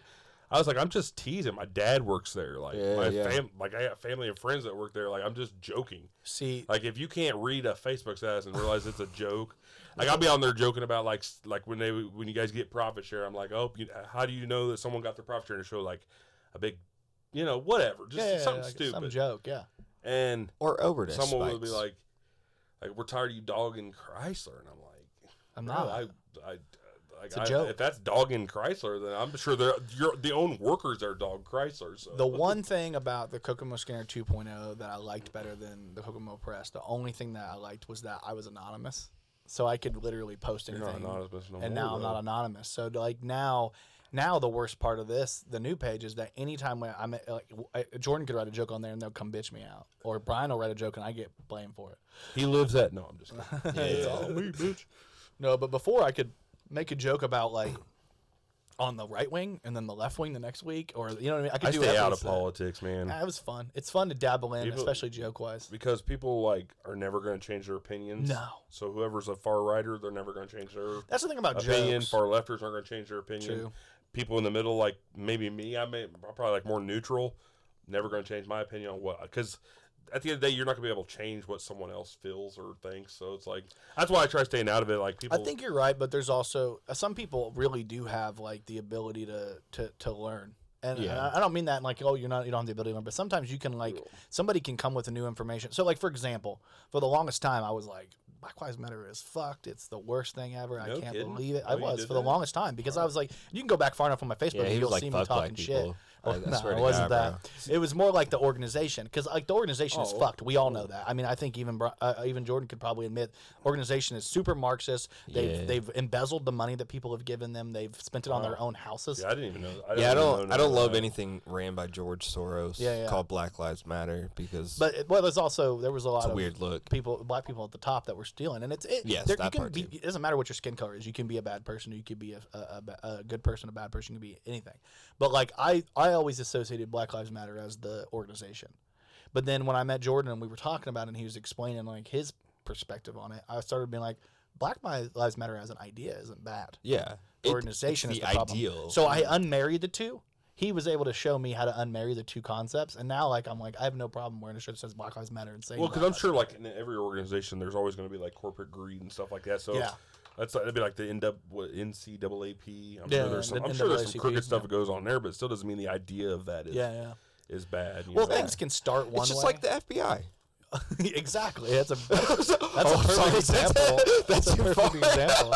No, that's a perfect example. Like things can have the most. That was good. You're right. Yeah. Things can have like the best intentions in the beginning, and things can get bastardized real quickly. And like something can like be born out of an idea, and then eventually turn into something it's not. Yeah. I mean, like, so I have this. I'm just going to pull this. This would be an interesting thing to pull up. Like, a lot of people had a really negative view about Colin Kaepernick because he came out in support of Black Lives Matter and a lot of things. But this is actually something that a lot of people don't know about. I know this is fake Sports Center, but this is actually a true story. But Colin Kaepernick's putting his money to good use. Good answer. Colin Kaepernick paying $50K for a second autopsy on the man who died from the fight. I don't know if you guys heard about the guy that passed away, but he paid for the second autopsy because the family was saying that they thought that it was fucked up by the state, like they did it on purpose. See, I don't know nothing about all that. Yeah, I actually had more information. I actually lost it. I had this on here. He's got a nice afro going. Dude, he's killing that afro, dude. Yeah, I'm slightly jealous. I can't get that anymore. Your locks are coming in beautiful, though. I know. They're getting good. I'm so happy with them. Yeah, I know you've been growing them boys. Them boys are going there like the little. Look at that. There you go. Yeah. Killing it. Yeah, but it's like you can have one view of a person based off of your own feelings, and then you start to get a perspective on them that's a little different than what that. Yeah, like I like to sit and listen to their ideas, but I never like try to throw mine in there just because I don't want them to feel. I don't blame you because people take stuff out of like they can take stuff out of like context and shit. Yeah. Like, I think that scary part is what a lot of more people need to be able to overcome. Is it shouldn't be scary to voice your own opinions. Yeah. Now, it should be scary when either you're attacking someone or being attacked. Yeah. That's scary, right? But if you're just having a conversation about smoking a joint or something, just out talking. And, like, you don't have to walk away from it being like, oh, yeah, he was right. He changed my mind. Like, but you could walk away from it and be like, he did make some valid points. Yeah, I like that. I think that's the important thing. And as two people that we do this podcast all the time. We do a lot of different things on media. We have to talk about our opinions and the things that we think, because if we don't, what the fuck are we talking about? Yeah. You know what I mean? Like, you kind of have to. You can't, if you're on camera for as many hours as we've been on camera, your personality and the things you believe are gonna pop off. And like the truth of the matter is, I would be considered more of the right wing part of the Kokomo Press. Jordan would probably be the most left wing part of the Kokomo Press.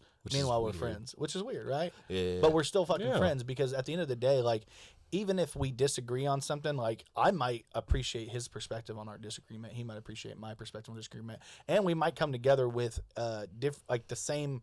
Like, with different points that both make sense, and we're like, yeah, that makes sense. I could see how you feel that way. Here's my perspective. This is why I don't feel that way. And it doesn't mean it's wrong. It just means it's a different fucking perspective. Yeah. I think it's weird when you have so many people that would be like, oh, well, this is my truth or my lived experiences, and then they ignore the lived experience of other people. You really can't do that and be a solid person, in my opinion. But, it's kind of how the world works out, man. It's self-awareness. Seriously. Nice. Yeah. Some of us have it. I don't know if I have it. I like to claim that I do, but I don't know. We try to. We try to have perspective. I just try to get along with everybody. And I'm just such a mellow person, man. Yeah. Unless it's about like if you're talking shit about Purdue, then it's like a different story. I might have friended you on Facebook for a couple days. Fuck me, dude. I'm about to get unfollowed for. I'm a just while. glad there's nothing IU in this room, right? Yeah, there is. There's a lot. You're just hidden. There's some hats. Oh, he hit it. Oh, some shit. I actually have a flag and shit, but I'm like, I'm not putting that up in here. I should have worn my jacket today. Yeah, Indiana. Have you always been into that kind of music though that you do with Great Yarden? I've been okay. So when I was in middle school, I was really into like new metal. I really loved like Stained. I loved Korn. I loved Korn was cool. Linkin Park was the shit. Fucking cool System of a Down. I still love System of a Down. Yes. Yeah, Justin Bieber, all that good shit. I like everything. I literally do. I always have. And I was really, really into like new metal and like pop punk and stuff when I was in high school. Or in middle school, and then high school, I kind of got out of it and got into more like poppy stuff and like R&B and rap, and really was in that. But then I fell back into listening to like just bands. I like to listen to bands. I love listening to I love Panic at the Disco. I love Fall Out Boy. I love their styles. I love the funness and their goofiness and their lyrics and shit. And then I've just been kind of everything. Post-hardcore I didn't get into until I got into Law Dispute. Law Dispute was the first post-hardcore band that I got into, and it was. You were in another band? I've been in a lot of bands. No, Law Dispute is a big band. That's like a big band they tour throughout. Oh, okay. But they're a post-hardcore band. That's what got me into post-hardcore. And really, I've always been into like pop punk. Like I've always liked Green Day and Blink-182 and like Bowling for Soup and like good shit. It's like good shit. And so when we were talking about doing a band, I had done a folk pop band before and did like kind of like with an R&B twist. It was called the Local Roosevelts. And we did like some fun stuff. It was really awesome. We have some stuff online if you ever check it out. But it's like we did a cover of like Frank Ocean, and then we like wrote our own songs. And I wrote all the guitar parts, the melodies, and then I sang it. And I played guitar in that band, played acoustic. And I was like, I don't want to do this anymore. I want to be a front man of like a harder band. So when we started this, Justin came as he was a bass player in a like a metal band, like a. I was in one of those. Yeah, it's pretty wild. And Maddie really into post-hardcore, but he's in a punk band. He's done a little bit of everything. Ryan was into like really hard stuff, almost like dad rock a little bit, like the you know what I mean, like Shine Down or something like that. I guess Shine Down wouldn't be it, would it? I can't remember any of the bands, but he's into a lot of stuff like that. And then Jeremy's kind of into everything, but he really likes metal too. So we're basically what we are is we're like a pop punk band, post-hardcore, and then you add in like breakdowns. There's breakdowns in the band, so it's pretty interesting. Yeah, it's a fun style. If you said you've listened a little bit of the Great Garden stuff, right? Bro, I'm a fan. Fuck yeah, I told you this. I love it. I know you like Spring 06. He was like, I think it's cool. There's some stuff for everybody, dude. I think the entire band's just got something going there. Hell yeah. Good sound. I like the Man, I'm gonna drummer's clip good. this and send this to them and be like, motherfuckers. The drummer sounds good. Yeah, Maddie's crazy. Maddie drives me crazy because I was giving him shit the other day. I was like, "You're so talented." He's like, "I worked at this." I was like, "That doesn't mean that you're not talented. You're still talented, bub.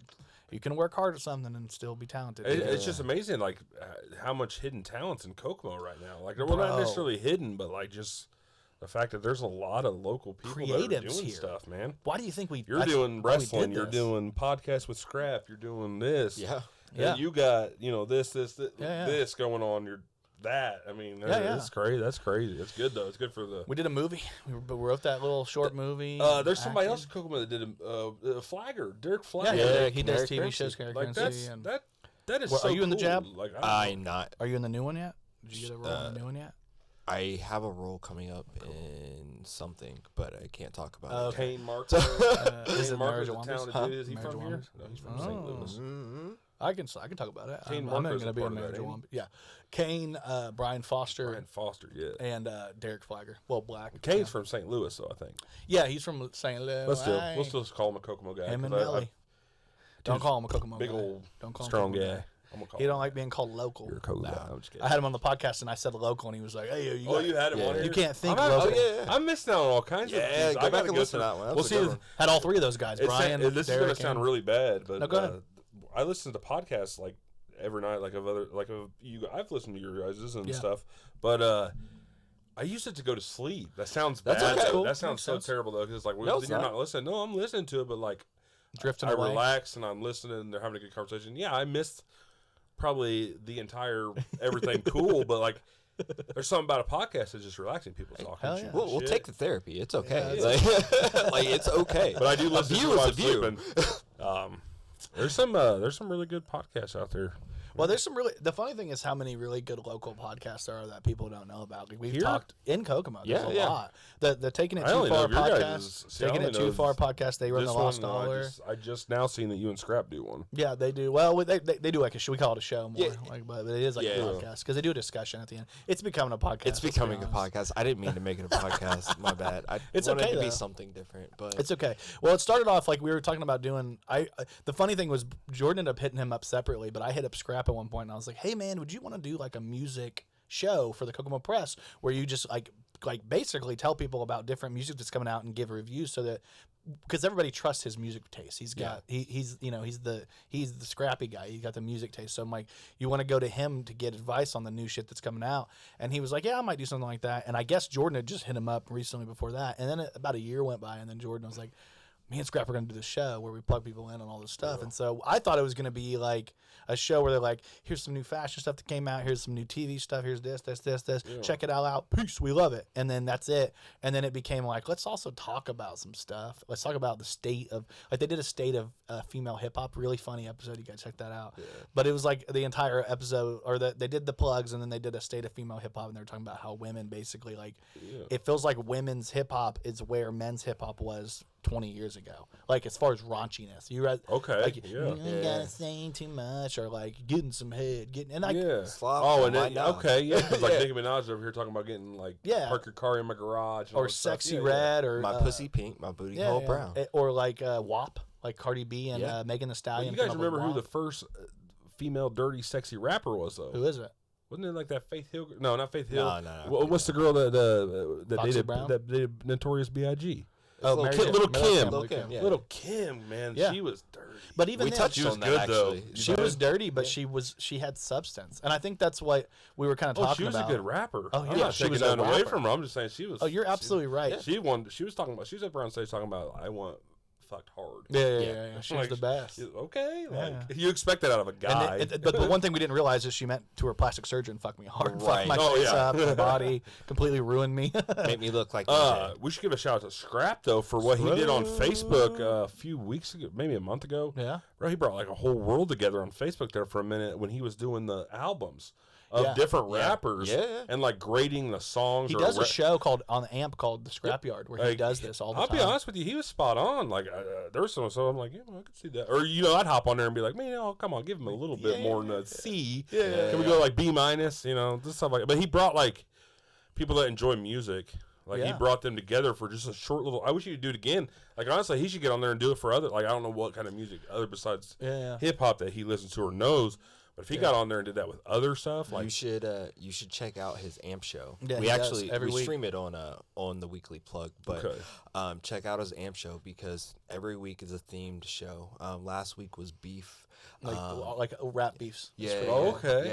So he went through, he explained why he chose this song, like the stories and his behind it. breadth of knowledge that he has. That's he gives you everything. Like when he gets on Facebook, he does that album. Discover whatever he called it, greatest albums.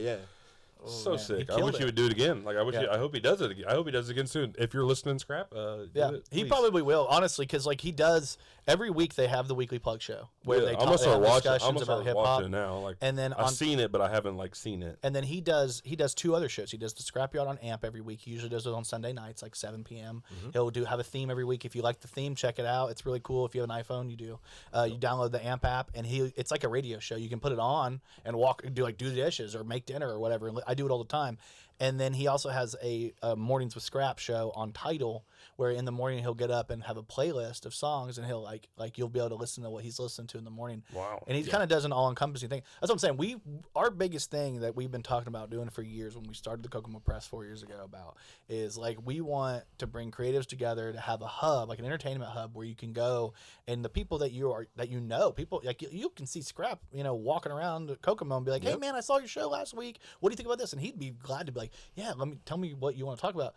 you actually can get entertained and get knowledge and get like a show with people you fucking know, not just some random guy off YouTube. And the thing is about Scrap is not only does he know hip hop, but then he does hip hop. Oh yeah, he's actually a really good rapper. I'll say that. I know. I'm looking for some beats and hit me up, and he was like, "I know somebody that can give you some beats." I'm like, "All right, cool, man." Scraps. Actually, Brent Ferguson, shout out. This is really cool that you guys are like, all kind of like, this is the hub, but like you guys are all like together.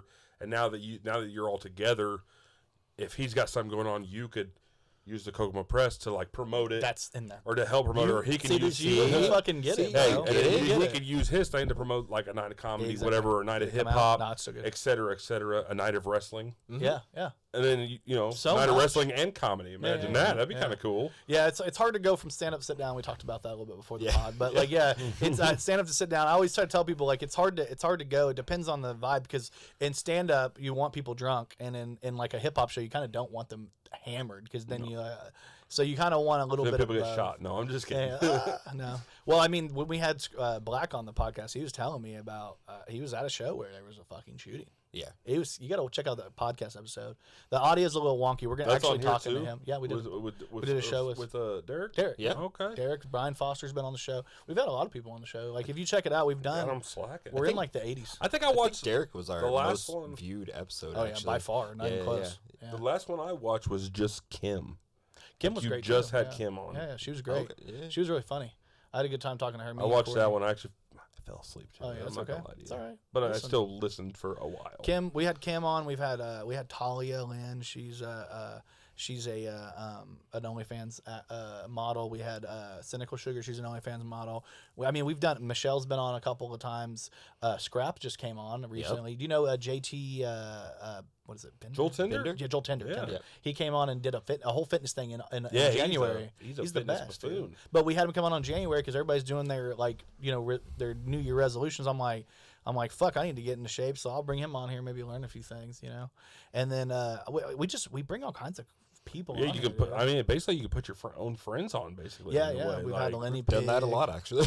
Kelly McKinney's been on here. He's a filmmaker. We've had a lot of great people, and we're gonna. and we have Big Drew. Yeah, Big Drew. I'm a nobody, but no, you're not. I don't do anything creative. I guess. You only did like 2 of our skits. Two skits. You did a couple. You'll do some more. We'll get some more going. Dude, we need to. Dude, we got some funny shit going on that we're writing a lot of stuff. We just did that movie. We got a couple more movies in the works.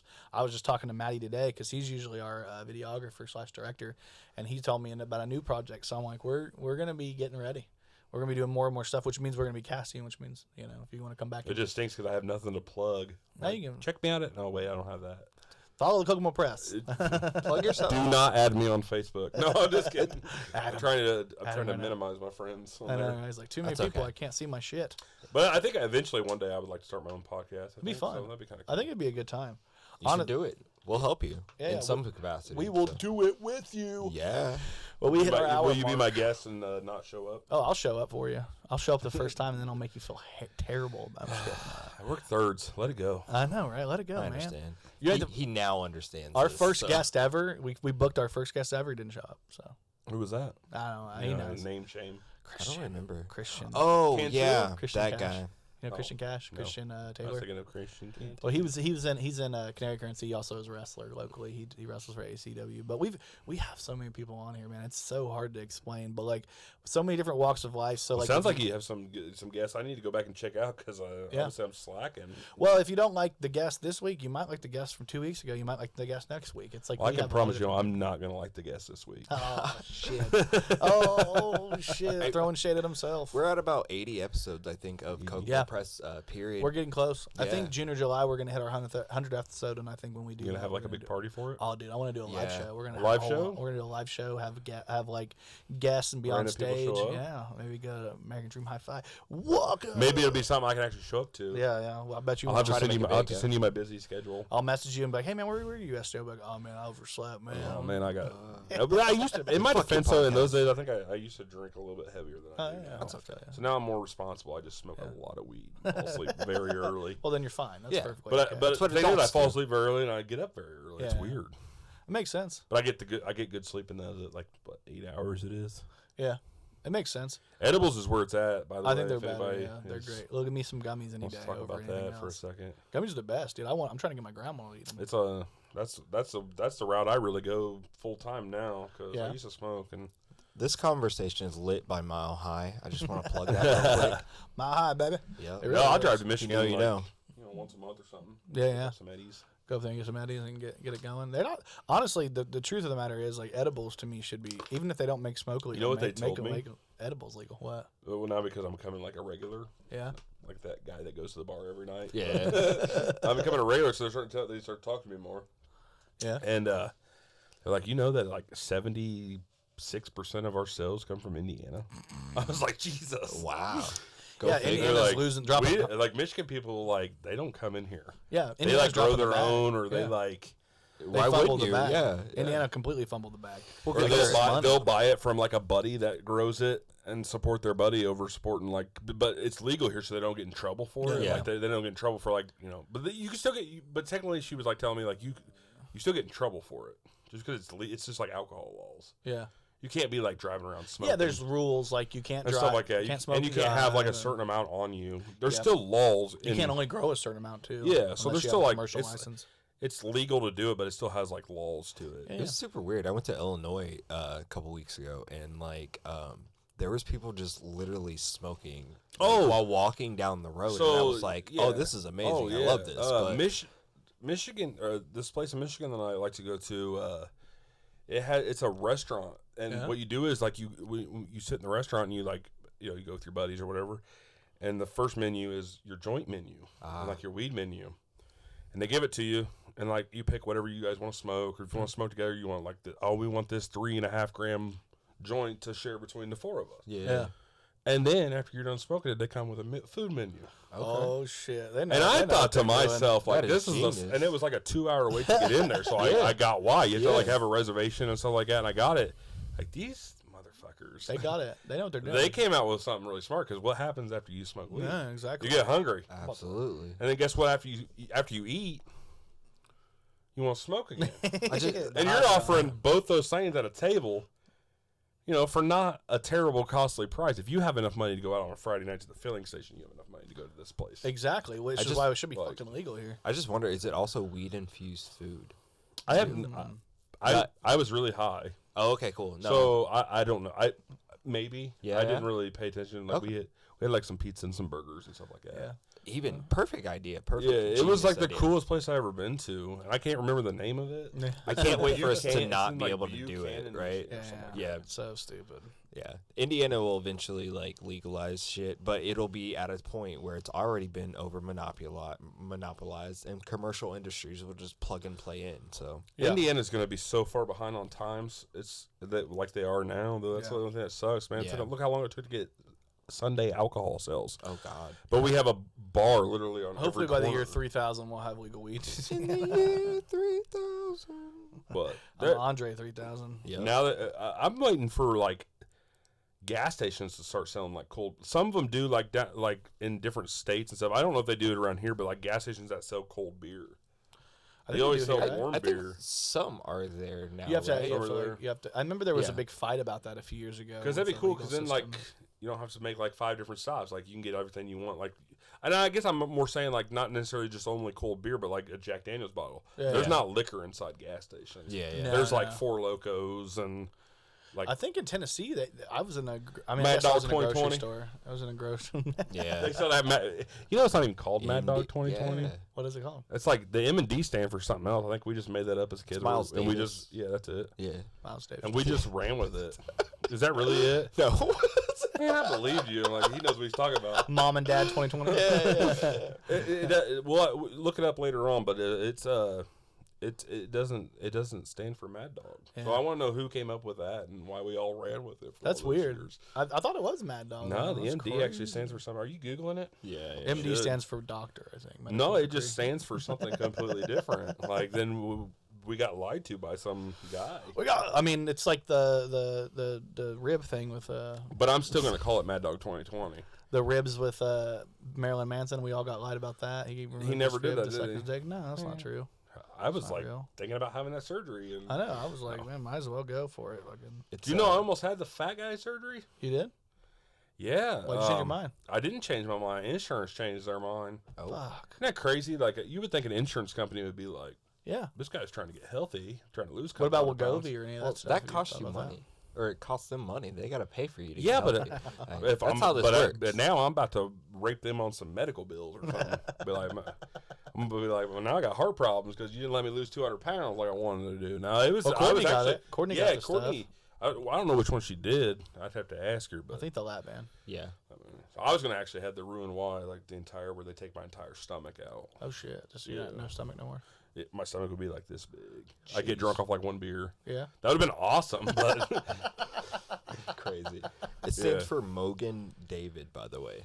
Mogan? You were close. Mogan David. See, I told you. Miles Davis. And we got lied to. We called it Mad Dog 2020 all them years. Yeah. Mogan Those Davis. are years we're never going to get back. No, we're not. No. They're over. Did you drink that? No, I never drank that. No. I did have the dark eyes of the McCormick's. I did have that shit. McCormick's vodka, you know what I'm talking about? Yeah, it was like $3.98. Yeah, There was a reason. Well, I would get the half gallon. It'd be like 12, but yeah. 11, and there was a reason why it was only $12. It was garbage. Gallon. I'd always get the garbage. pucker Just the shit. hangovers hurt. Oh yeah, they didn't feel great. I'd always get the pucker shit because you can easily just throw it in some. I dig that. Yeah, well, there was this guy that looked like a Yeti that lived down the road from us. He looked like a little fucking troll Yeti, and he lived down the road from me, and he was a drunk, like really bad drunk. But like it worked out for us because we'd be like, hey, we'll buy you a 40 and let you get a couple shots if you go and get us some liquor. So we would drive him down to the liquor store, and he would get a 40. Like I know this guy. Yeah, he was pretty great. Yeah, a lot of people knew him. I ended up putting him on to a lot of people. I feel like I know. Yeah, this. He looked like a little Yeti, right? Oh, like a little okay. dude. That's how industry starts. Yeah, looked like the dude from the Rudolph where he's like licking his pickaxe. That's what he fucking looked like. Hairy as fuck. But anyway, he would go in there and get the stuff, and he'd come hang out with us for like maybe like 20 minutes and have a couple shots, and then he'd leave. Yeah. And we'd party with girls. The girls would come over and hang out. Yeah. And it was a great little racket we had going on for a while, to the point where like I put people onto him because it got to the point people were messaging me every day like, hey, can you get that? I'm like, man, this guy's gonna die if we keep buying liquor like this. It's like, I don't want to keep. How long ago was this? Was it like high school? Oh, was it underground days? Yeah. Well, a little bit after underground, I kind of moved. So away we were all faking being Christians. No, I'm just teasing. We're still teenagers. I grew up in a preacher's home, so it's hard for me to fake it. Yeah. I never faked it. I was really serious. I like as much as a ladies' man I didn't have sex until I was like my sophomore year, and in high school. Yeah, that's pretty normal. You think sophomore is normal? I mean, I had offers before. I'm not normal. Yeah, I think it's pretty normal. Okay, good. Okay, I'm just making sure because I know that I was getting offers when I was. I lost mine in high school too. Yeah, that makes sense. Well, I was trying to hold off. I was like, I'm gonna wait till marriage. And then, like, our whole group of friends was like, there was a lot of stuff going on there too. Yeah, there was a lot of passing girls. There was a lot of passing. I think we're all Eskimo brothers at some point. Ooh. I was lucky enough that I always had them first. That sounds horrible. I don't mean it. Like, we all know that once you have a woman once, they're ruined, right? Like, isn't that? Something like that. I'm just kidding. Yeah. That's my joke. That's my joke misogyny. I just turned into somebody on Facebook in the comment section like, I just believed you. Like, how dare you say that? How dare you say that? No, I'm being misogynist. Once you break the seal, the expiration date starts. Exactly. Like, at that point. Yeah, like once you have sex with a woman one time, they're useless after that, right? You can't trust something that bleeds for a week straight once a month and doesn't die, Welcome to bro. the misogyny podcast with the fellas. Yeah, that's what I No, I honestly I was like trying to hold off and wait until marriage, and then I finally one day I got drunk and actually a girl was younger than me. And the first time I've told this story a little bit on the podcast before, but like do you remember the day the gas tower got knocked down? Yeah. I had sex that day. So midnight had crossed. I was banging this chick a bunch of times. It was my first time ever doing it, but like we did it on a kid's bed, and then the whole night we just kept going. I got hammered, and like and then in the morning, I woke up to the sound of the gas tower hitting the ground. Did you guys ever get caught like by your parents or like in their bed? What? No, I never did anything in my parents' bed. I wasn't really into that. Yeah, me neither. Yeah, me For neither. weird people. No, they do that. I was hoping you guys were like, yeah, man, it happened to me too. Yeah, man, for sure. But you know what? That was actually like a really cool moment because it, like, I thought my dad was gonna kill me and he didn't. It was almost like he was like proud of me. And It's like, way to go. But my mom was mad, but he had to pretend to be mad. Here he goes, rubbing his But dad he was in my home. face. I didn't know he was home. So You're rubbing your dad in our faces. How dare you, dude? We didn't have dads. Yeah. oh, my bad. What the fuck, White dude? privilege. Sorry. I'm just kidding. I'm totally Must kidding. be nice. How dare Dude, you? I'm just kidding. No, you're good. No, it's funny because like I didn't ever have to worry about that. I had a stepdad and my mom. I didn't know you guys didn't have dads. I'm sorry. No, I'm new here. No, You gotta watch more of the podcast, man. You're making me feel bad. I didn't have either. No parents. Daddy No wasn't kidding. Oh, there. now I feel Orphaned. terrible. I'm over here like, yeah, my Daddy parents wasn't got me in. there to take me to the fair. Remember that from But- Austin Powers? Anyways, my mom was super mad. My dad came in there and he like pretended to yell at me, but then it was almost like one You of those, motherfucker! It was no, he didn't cuss Oh, because yeah, he was he's a preacher, man. I'm just joking. He did say something kind of like he was like, "Well, at least I know you're not gay." So I was like, "Whoa," because that would have been bad or something. That was the worry. Well, yeah, because like, yeah, that was the only. I guess that was his fear as a preacher. Well, at least you're having sex with women. Yeah. It's like, oh, okay, thanks. There's an old skit I think where the guy's like he's like, I cannot believe that you did that. And everyone's like, what the? Good job, respect. Good Yeah. job. I'm so happy for you. Amanda G's protection. Are you good? I'm just. You are grounded for a week. I just want you to know. Open the door back up. That's a fucking. You know better. And then they that's like you're grounded for a week. And he walks out. Good job. Did you see that TikTok one where it has like the extremely left parents and they're upset because their kid comes out as straight? Oh yeah, that's so. Oh funny, God. dude. He's like, I met somebody, and they're like, who is he? And he's like, her I've name seen is. that. my And they're like, God. So funny. She, wait. And the dad's Subversion. like, maybe you're not a bottom. Maybe you should try the top. Have you tried top? Yeah, that Are you TikTok serious? is hilarious. Oh, yeah, I'm it's so sorry. It is funny as fuck. I do like TikTok. I get lost in TikTok sometimes. I have an idea for a skit that I wanted to talk to you. It's called Gender Insurance. Let's do it. Okay, so what it is your kid's born, right? Uh-huh. All right, and it's like your kid gets assigned their gender at birth, depending on their genitals, and then like you find out 6, 8, 10, 12 years later that they're the different gender, and you're like, and it's like, has this ever happened to you? Have you assigned your kid's gender at birth only to find out that they're not the gender you ascribe them to? Get gender insurance with gender care, blah, blah. And then what you do is basically like all the toys, everything's pink and turns into blue. You can turn it to blue. And it's like you can turn in all your shit to get the new gender. Like, oh, they're genderqueer? Get a mixture of both. Like I feel like we can go through all the different genders. But the whole idea is like you pay for gender insurance. The bad part is I see this being a real thing. I know, right? It could work. Like, oh my God. Like, I'm so sick of buying all this blue stuff just to find out my kid's a pink girl. You know what Well, I I mean, you have old pictures. You need to get them digitally Exactly. I remade seen into something- certain That's things. smart. Yeah, I seen yeah. something like a while back. Like this little boy was like playing with his sister, and they were like playing Barbies or like dress up or something. Yeah, yeah. But a lot of people were mad about it, and I got thinking to myself, like, I had Why? a sister, Yeah. and I used to play Barbies. Like, Yeah. they're saying like that the parents shouldn't allow that to happen. That's Yeah. why like kids are gay, and I'm like, no, kids are gay because they're attracted Gay, to who they're yeah. attracted Yeah, to. You like who you like. You know what I mean? Like, I mean, it just is what it is. At the end of the day, if you like men, you like men. That's up to you. If you like women, that's up to you. Yeah. I just feel like you wouldn't lie about that. I just feel like you wouldn't lie. Like I guess nowadays you can kind of look at it a little bit from the So perspective. just so everybody knows, I play with Barbies, and Hell yeah, same. I wore dresses on. I don't you- see what now the you big play deal with is. bigger ones. Yeah, Yeah. no. I got If Barbie. anything, it taught me how to play with boobies. I got there you Barbie go. right behind you. Yeah, That's no, my I'm, Barbie. like, you know, blocking her. I know she's hanging out. Everybody Her knows. tits are shit. Her tits are huge. Her Oh, you're tits good. are on me. Oh man, there you go. Ooh. Didn't know you're gonna tits on your back when you got I'm here, rubbing. did you? I'm rubbing a fake tit. Oh nice. Consent matters. It actually nipple's is really nice. comfy though. Yeah, yeah. She's Having not bad. her behind me. She just puts a little bit of cushion on you. No, I mean my son wore like, dresses with his sisters and played with Barbies, and at the end of the day, I'm like, your kid's gonna be what your kid is. Yeah. I just My watched. sister was 3 years older than me, so I didn't. It wasn't like. It didn't was, have a choice. I didn't have a choice. She made me, and I was cool with it. We also listened to Backstreet Boys and NSYNC, and I loved them. So Instinct, dude. this is what it is. But that's what I was saying. Like people's perspective is just so stupid. Oh yeah. Like, oh, you shouldn't let a little boy should be playing with toy cars. Like, why does does it it matter? matter? Like, I didn't play with toy cars all the time. I had a sister. Yeah. So there were sometimes I had to do girly stuff with my sister to make her happy. Why toy cars? Why don't you give them pots and pans? I have a Why project. is it Gotta cook. Yeah. I mean something, bro. I- That's another one I've seen where someone got mad because like a little boy had like one of them little fake kitchens and stuff. Yeah, You yeah, should dumb. get him like a fake Yeah.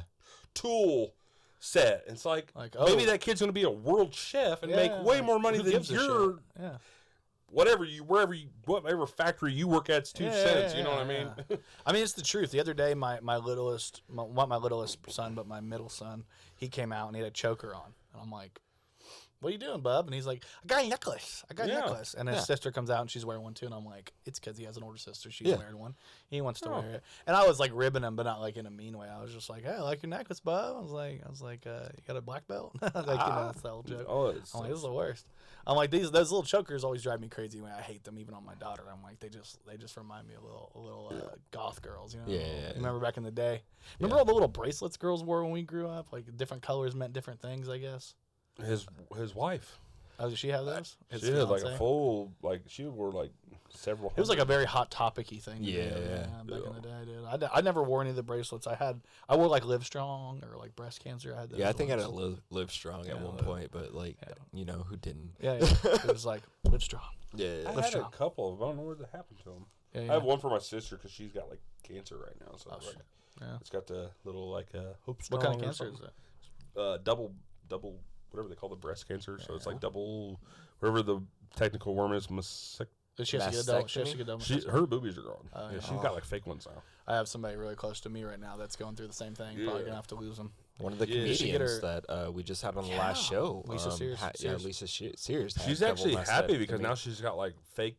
Like they're like fake boobs, but they're bigger. Now she got them to how she wants them to look, so she's actually like happy about it. She don't have nipples or whatever. Sears is really anti-fake tits, though. She was like, she like advocates against women getting them. But she does a lot of like flashing like photos where like you expect to see boobs, but there's no boobs on TikTok. If you follow Sears on TikTok, you can see she's a big advocate for it. But my sister has like all this kind of equipment that you have. She's good at that too. She actually has a YouTube page. Hell yeah. She does like resale on like Poshmark and stuff. Oh yeah. Okay. And then she has like a resale. My girl does that. Or like, my girl, she doesn't have a podcast, but she does resell a lot on Mercari and Poshmark and shit like that. Might be the move. Start making an online auction. She she makes a lot of money.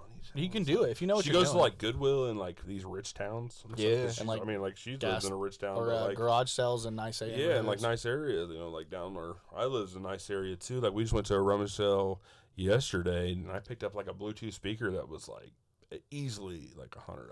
That's such on Amazon, but I got it for $10. I feel like it's such a uniquely Indiana thing. I feel like most places don't do garage sales like we do. Like, it's going very to yard rummage sale, sales, bro. and it might be They're because fun. I'm getting older. I love thrifting. I love like rummage sales and shit like that. What?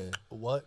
I actually like watching that. Yeah, that show on what's that channel called A&E or whatever. American Pickers is that show, man. That and Storage American Wars. Pickers is what I thought I did when I was in the traffic. I was just like, this guy. They came to Indiana. Did you hear that? No, they just came to Indiana. What did they pick up? Some meth or something? Probably. I thought it was a docu-series on meth heads that were American Pickers. Yeah. You guys are throwing the jokes out. Shit. Oh man, that's too much. No, American Pickers, they came to Indiana. I remember because we did some type of small joke on the page about it. I think Brian wrote a joke about it, but it was pretty fun. I wish I had known that, though. That's pretty cool. Like, if you want to sell your old meth pipe, they found the world's oldest meth pipe or something like that. Yeah. We found the world's oldest one in Indiana. That's just pretty cool. I like seeing. I like looking. I'm nosy. I want to see people's stuff. So like, do I. That's why I go garage selling, just because I want to look. I just really want to. That's why you're peeking through windows. Yeah, I'm a creep. I'm a window. We learned so much on this podcast. Yeah, I'm a creep, man. Yeah. Did you guys get a chance to see the new? Okay, we did talk a little bit about. Did you see how? I mean, wouldn't you stalk Michelle too? Good. I know she's Michelle's great, dude. I don't know. I know she got a man. He's a pretty nice guy. Oh, sorry, but she's still pretty. Yeah. I met him at the movie premiere. Really nice guy. But yeah, like she's just fun, man. I've known Michelle since high school. You know what I mean? She was a little bit. I didn't know. Did she go to Kokomo? Yeah. She sang and everything. You know her sister, Elizabeth Bratcher? No way. Swear to God, that's her sister. Wow. Yeah. Jeez, I never would have known. Yeah, Elizabeth Bratcher's her sister. Michelle Bratcher's the little sister. I knew Michelle because she sang in the choir, so I'd see her, and then she did like acting and stuff. And then when we started doing our things, I was like, she's probably the perfect girl. You were a choir boy? I was in choir for a while. Not senior year. I got kicked out. Oof. You went to Central? Yeah. I went to Central. Oh, okay. Well, I was in Key for 2 years. I could have swore we knew each other in middle school too. I went to Lafayette Park. Well, I think we saw each other at like Main Street or something like that. Or we saw each other around. Well, I was friends with. I was like, my best friend was Kyle Summers, and I think you knew him too. I knew Kyle. Yeah. You guys were real close. Rest in peace to Kyle. He and I didn't get along very well either. No kidding. Well, for a while. I think a lot of people didn't get along with him. Well, but he had that brother. cop uncle mentality. You know what I mean? You know what I'm talking about. He had an attitude. And then he kind of turned into like a gangster. That's when we didn't hang out. Yeah. Well, him and Clay like, McNulty. I met him through Clay McNulty because we played ball at the Y, and I met them. And we had a great time playing ball. My brother, we played 2-on-2 with them, Joel. And it was a great time. And then the next time I saw him, it was like he was like trying to punk me. And I'm like, bro, I don't do that. I was just trying to figure out where our connection came from. Probably from them and Main Street, because I played ball with Kyle. And it had to be hooping. Yeah, I was a hooper in the day. I remember because we like, Spencer and all those guys. Remember James Moore, the pastor from Main Street. He used to play ball with us all the time. Yeah, that's what it is. We just hooped a lot together. He just opened his own jiu-jitsu gym, which is pretty crazy. Nice. Did you come play at Northwest Park a lot too? Yeah, always. Oh, that's okay. Then that makes 100% sense. Well, it's where everybody played. Everybody played at Meridian. Is where I played a lot in the Northwest. Cody.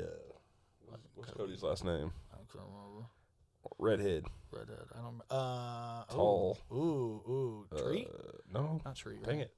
I can't remember either. Oh, you know who it is. I do, but I can't remember the names. He's married to Molly now. Molly who?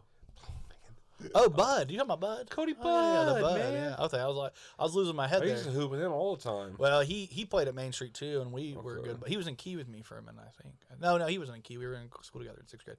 Then I got in Key, and then my whole life went worse from Key. The only thing that those were the days. The only thing good about Key were the people I met. Adulting sucks. Dude, like back then, I could run a basketball court. I couldn't do that now if I tried. Like, I'm talking like we used to go out there and play like all night, 5 p.m. till like 11 at night. Yeah, we would. The lights would come on. We'd still be there hooping. Yeah, I'm talking running full court games. And then on like the weekends, we would end up playing. A lot of times, we ended up playing over at Main Street too. We used to run that gym all day. And then go downstairs for our little make-out sessions. Cult sessions. Yeah. They never, but you know what? I think the reason I liked that so much is because I didn't feel like that was a church. We were just hanging out. Yeah, it was like a Christian. It was an environment, but it wasn't like they weren't down there like, if you drink alcohol, you're going to hell. They never like preach. I feel like they might have like sang a few Christian songs. I remember because you get up there and sing a few songs in the gym. There might be a little bit of worship. The guy might get up there and say a couple words about the Lord. James and then we were downstairs eating.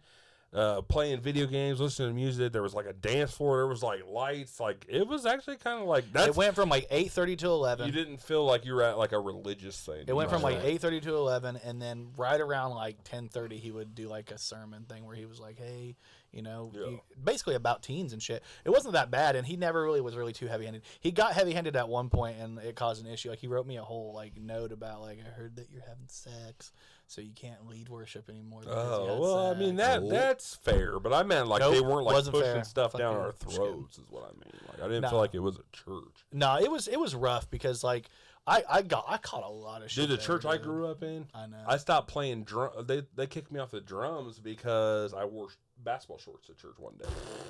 Oh, like shit. That's the kind of church I grew up in. Bro. Like, I got kicked off the drums because I wore basketball. Andrew Taylor actually played drums for our church. I remember. Drums. Yeah. It was fun. He don't want no smoke. He don't want no fucking smoke. He don't want no smoke on them drums. He don't want no smoke. He don't even. I don't think he even does. He might play a little guitar now, but he don't even. No, that's what Courtney. Me and Courtney were joking around with each other. Courtney, she's one of the hosts on here. Yeah, definitely. Great girl. I went to school with her too. I know her very well. We were joking around because we were talking about something. I don't know. We were on Facebook messing around with each other, like just joking. Because I know obviously she's dating Maddie, and he's a good drummer. Oh yeah, he's. And she was like, "You and Maddie should have a drum battle." And I was like, "Oh, I'll lose." Yeah, that's Maddie scares everybody. She's like, "For real?" I was like, "But Jordan don't want that smoke." That's what I told her. I don't. I still have the message. I'll show you later. But I was like, Jordan don't want that smoke. I got one beat. Boom, ta, boom, ta, boom, ta, boom, ta, boom, ta, boom, ta. It's like a little jazz beat. That's it. Maddie's I'll never be anywhere near a drummer as that guy. He drives me crazy on those too because he also plays guitar like a god. He also sings. He writes songs. He does everything. He's just good at everything.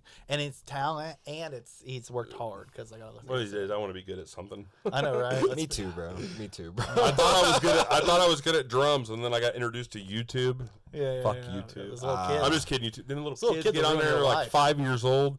And they will literally make you feel like a piece of shit. They're way better than you. Honestly, I don't even want to play no more. Yeah, it's like I quit. I'm like, I got a talent. I'm really good at this. And then a 5-year-old hops on there, and you're just like, wow, I've been playing for 30 years, and you've been playing for 2 months, and you're better than way better than me. I've been playing since I was 3, and you're like, fuck you. You're 5, and they're like, killing it. They're like, and I opened for Aerosmith last week, and I got to hop on the drums with them. And I'm like, oh yeah, well, That's how the word I works. play at church, so. I don't know if you've heard of it, but it's called church. Yeah. I don't know if you've heard. Played in it all my life, so. I guess you could say big in streets. Pretty big out here. I got all the beats. Pretty known. I got all the beats. We sound out like here. Kip off of Napoleon Dynamite. You're just jealous because I've been chatting with girls all day. All day. All the time. That's so fucking funny. I keep those pews hopping. Yeah. There's something I want to bring up about, because we were talking before the podcast started. We were talking about like nostalgic kind of movies and shit, and movie theaters, about going to the movies. I just want to say, if you like, they come out with these movies like Super Mario Bros. I was actually really upset because I went and saw Super Mario Brothers, and it was like not people my age; it was like little kids, and I felt like it should have been like more people my age watching it, because that was like, yeah, it's ours. it came out in our generation. Yeah, fuck them kids. They don't. That's need what that. I'm saying. They don't So even why know. are they going to these movies, man? Yeah. That's basically what. Hey, somebody y'all had even the know nerve, about Mario. somebody had the nerve to bring their baby in that movie, and it was crying. Oh my god. Oh no! And I was that's a "Nuh-uh." big faux pas. You don't bring Bro. a baby to the theater. I was like, "Shut it up!" I remember me and my ex-wife when we first had Nathaniel. We brought him to the movie theaters one time. He started crying. I was like, "We're never doing this." Yeah, again." you can't. Where's You that get a why we would do babysitter this. or stop having sex. One Yeah, of the we were in Washington State and didn't know anybody. I was like, I got to see this movie. But you guys, did you guys go to any like movies recently that you thought were like going to be more like our generation of people there, and then it wasn't? I went to the Sonic one and it felt pretty mixed. Don't you feel like that? But it should have been. I think it should have been all us, but I understand my daughter. No, she they- loves Sonic. No dude. offense, she's but fuck obsessed. these kids. She watches all No, the Sonic, They get all Sonic their. TV They shows. got all their new stuff. They get to cheat, man. When we were They kids, got all we had to their watch the new cartoons. episode every Saturday morning cartoons. That's the only way we could watch our fucking shows. Now they just go on Netflix and watch the entire series. It's like it's not the same. Like they just live in a way better, cushier world. I than don't we know, did. they have streaming We're apps. jealous of 'em. You know, used to be back in the day, I had to download shit if I wanted it, Yeah. right? Yeah, and I'm not just LimeWire. talking porn, but I'm not talking porn. But Gave your computers AIDS just to try to fucking. yeah, Yeah, my computer's not working anymore. Yeah, I but at remember least I like got that song. my parents had like a laptop, like the first generation of laptops that came Yeah. out. And I had to have like a buddy that was smart on computers come over and like delete all the porn off it, because I didn't know how to do it. And there's like a way you Yeah, could like clear my erase all the cookies. data, but then it would erase all the cookies. But it would also erase stuff like my parents had like saved on sites no. and shit. So they're like trying to type in like their bank account, and it's like it's not showing up. And I'm like, I don't know why man. that's going on. technology's crazy. Boy, I don't know. What'd you do? I want to have that computer looked at. Then they go get it looked at, and they're like, "Yeah, it's because you probably have a teenage son who watched a lot of porn on it." And then I'm like, "Oh, yeah." You didn't even watch too much back then, man. I remember trying to download photos taking like an hour and a half. Right? Oh, I watched it. I just thought of stuff. I was like a perverted masturbator. I just closed my stepdad eyes had and would me think about covered. like you and My stepdad had it covered. He already had all the stuff. You know what I mean? Close my eyes and think of Jordan. Jordan sang tonight. It was so good at church the way he sang them songs. This took a weird turn. I mean, I'm not against it because I'm for everybody, but I don't know if I should leave now or. I know what I'm saying. Like, now we have it so much made because we can just type in on our phones like a porn site, Yeah. and all this stuff, or like basically you can just get on Twitter, and Twitter low key has people like showing their titties there and their pussies and all kinds of stuff. Twitter has full videos, bro. That's what I'm saying. Like, it'll full, you don't even have to get crazy. on. You don't even have to like. If you're shameful of getting on like Pornhub or XNXX, let's give a plug to XNXX. That's the best one. It's better than Pornhub. But anyways, Yeah, if you go on Twitter, you can just scroll and see about. yeah, if you feel shameful for typing in www.boobs.com, you don't have to do that no more. You can literally just get on Twitter and just search up hashtag tits or something, and a bunch of porn videos will show up. That's really cool. But what I'm saying is like they have it made now. But when I started masturbating, it was either you thought of stuff. Needed a magazine, Skinamax a movie, magazine. like TV, like the blurry channels that wouldn't come Yeah, in. yeah. Oh man, A lot of You're those. in our age group. Yeah, a lot of those. Yeah. Lot Fucking of wild. scrambled Cinemax, Or and Showtime, like I said, and the old whatnot. school classic. Just close your eyes and think of a hot girl or whatever you want to think about. And nowadays, motherfuckers can like go to high school with girls, and the next thing you know, you can go follow their new page, and now you can, I guess, go follow them and watch them, and now you've got a connection to the person. Hey, go watch the previous episodes of the Kokomo Press Podcast featuring OnlyFans Cynical stuff. Sugar. And OnlyFans. I'm not gonna lie. One chick I paid for because like I knew her and I wanted to see her naked. Just kidding. Damn. It was.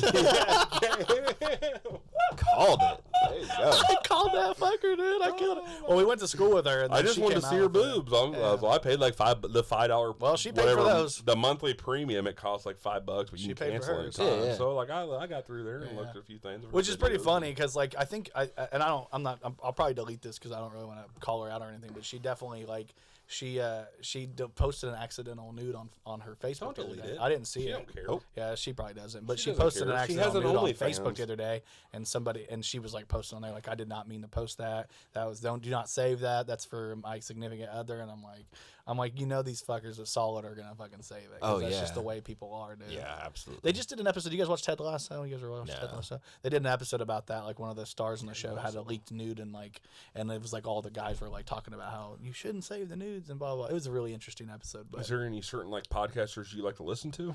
I mostly listen to like local stuff, like Taking It Too Far. I listen for the longest time to like famous people. Is That Right podcast.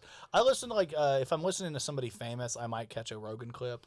Or I might listen to I really like the Dissect podcast. They dissect like albums by bands and stuff, and by like Tyler the Creator, Frank Ocean, like people like that. And then I guess one of them, like I love Bobby Lee's podcast. I love Tiger Belly. Yes, there we Tiger go. Belly's Now we're shit. talking about Tiger It's really Belly's funny. awesome. Yeah. Well, lately it's been wild. It hasn't been that great, but like they normally are pretty funny on there. It's normally a good show. So I like I'm a big fan of Tom Segura, the comedian. Him and his wife do one together. Your Mom's House. Your Mom's House. So you see, you guys already. Yeah, know. I've seen it. I've watched good. clips of everything. I watch a little bit, but I honestly I don't have the attention span to listen to most people unless I'm invested in them, and I'm really only invested in creators I know, like people like I'm really into small time creators because like those are the people that like I care about supporting at this point, and just because not just because I'm my own creator, but like and we do small stuff, but because at this point I'm like if I'm gonna devote an hour and a half to a podcast, I'd rather like it be somebody that can actually benefit from it. I guess I should say like I only watch those if they have like a certain guest on that. No, you're good.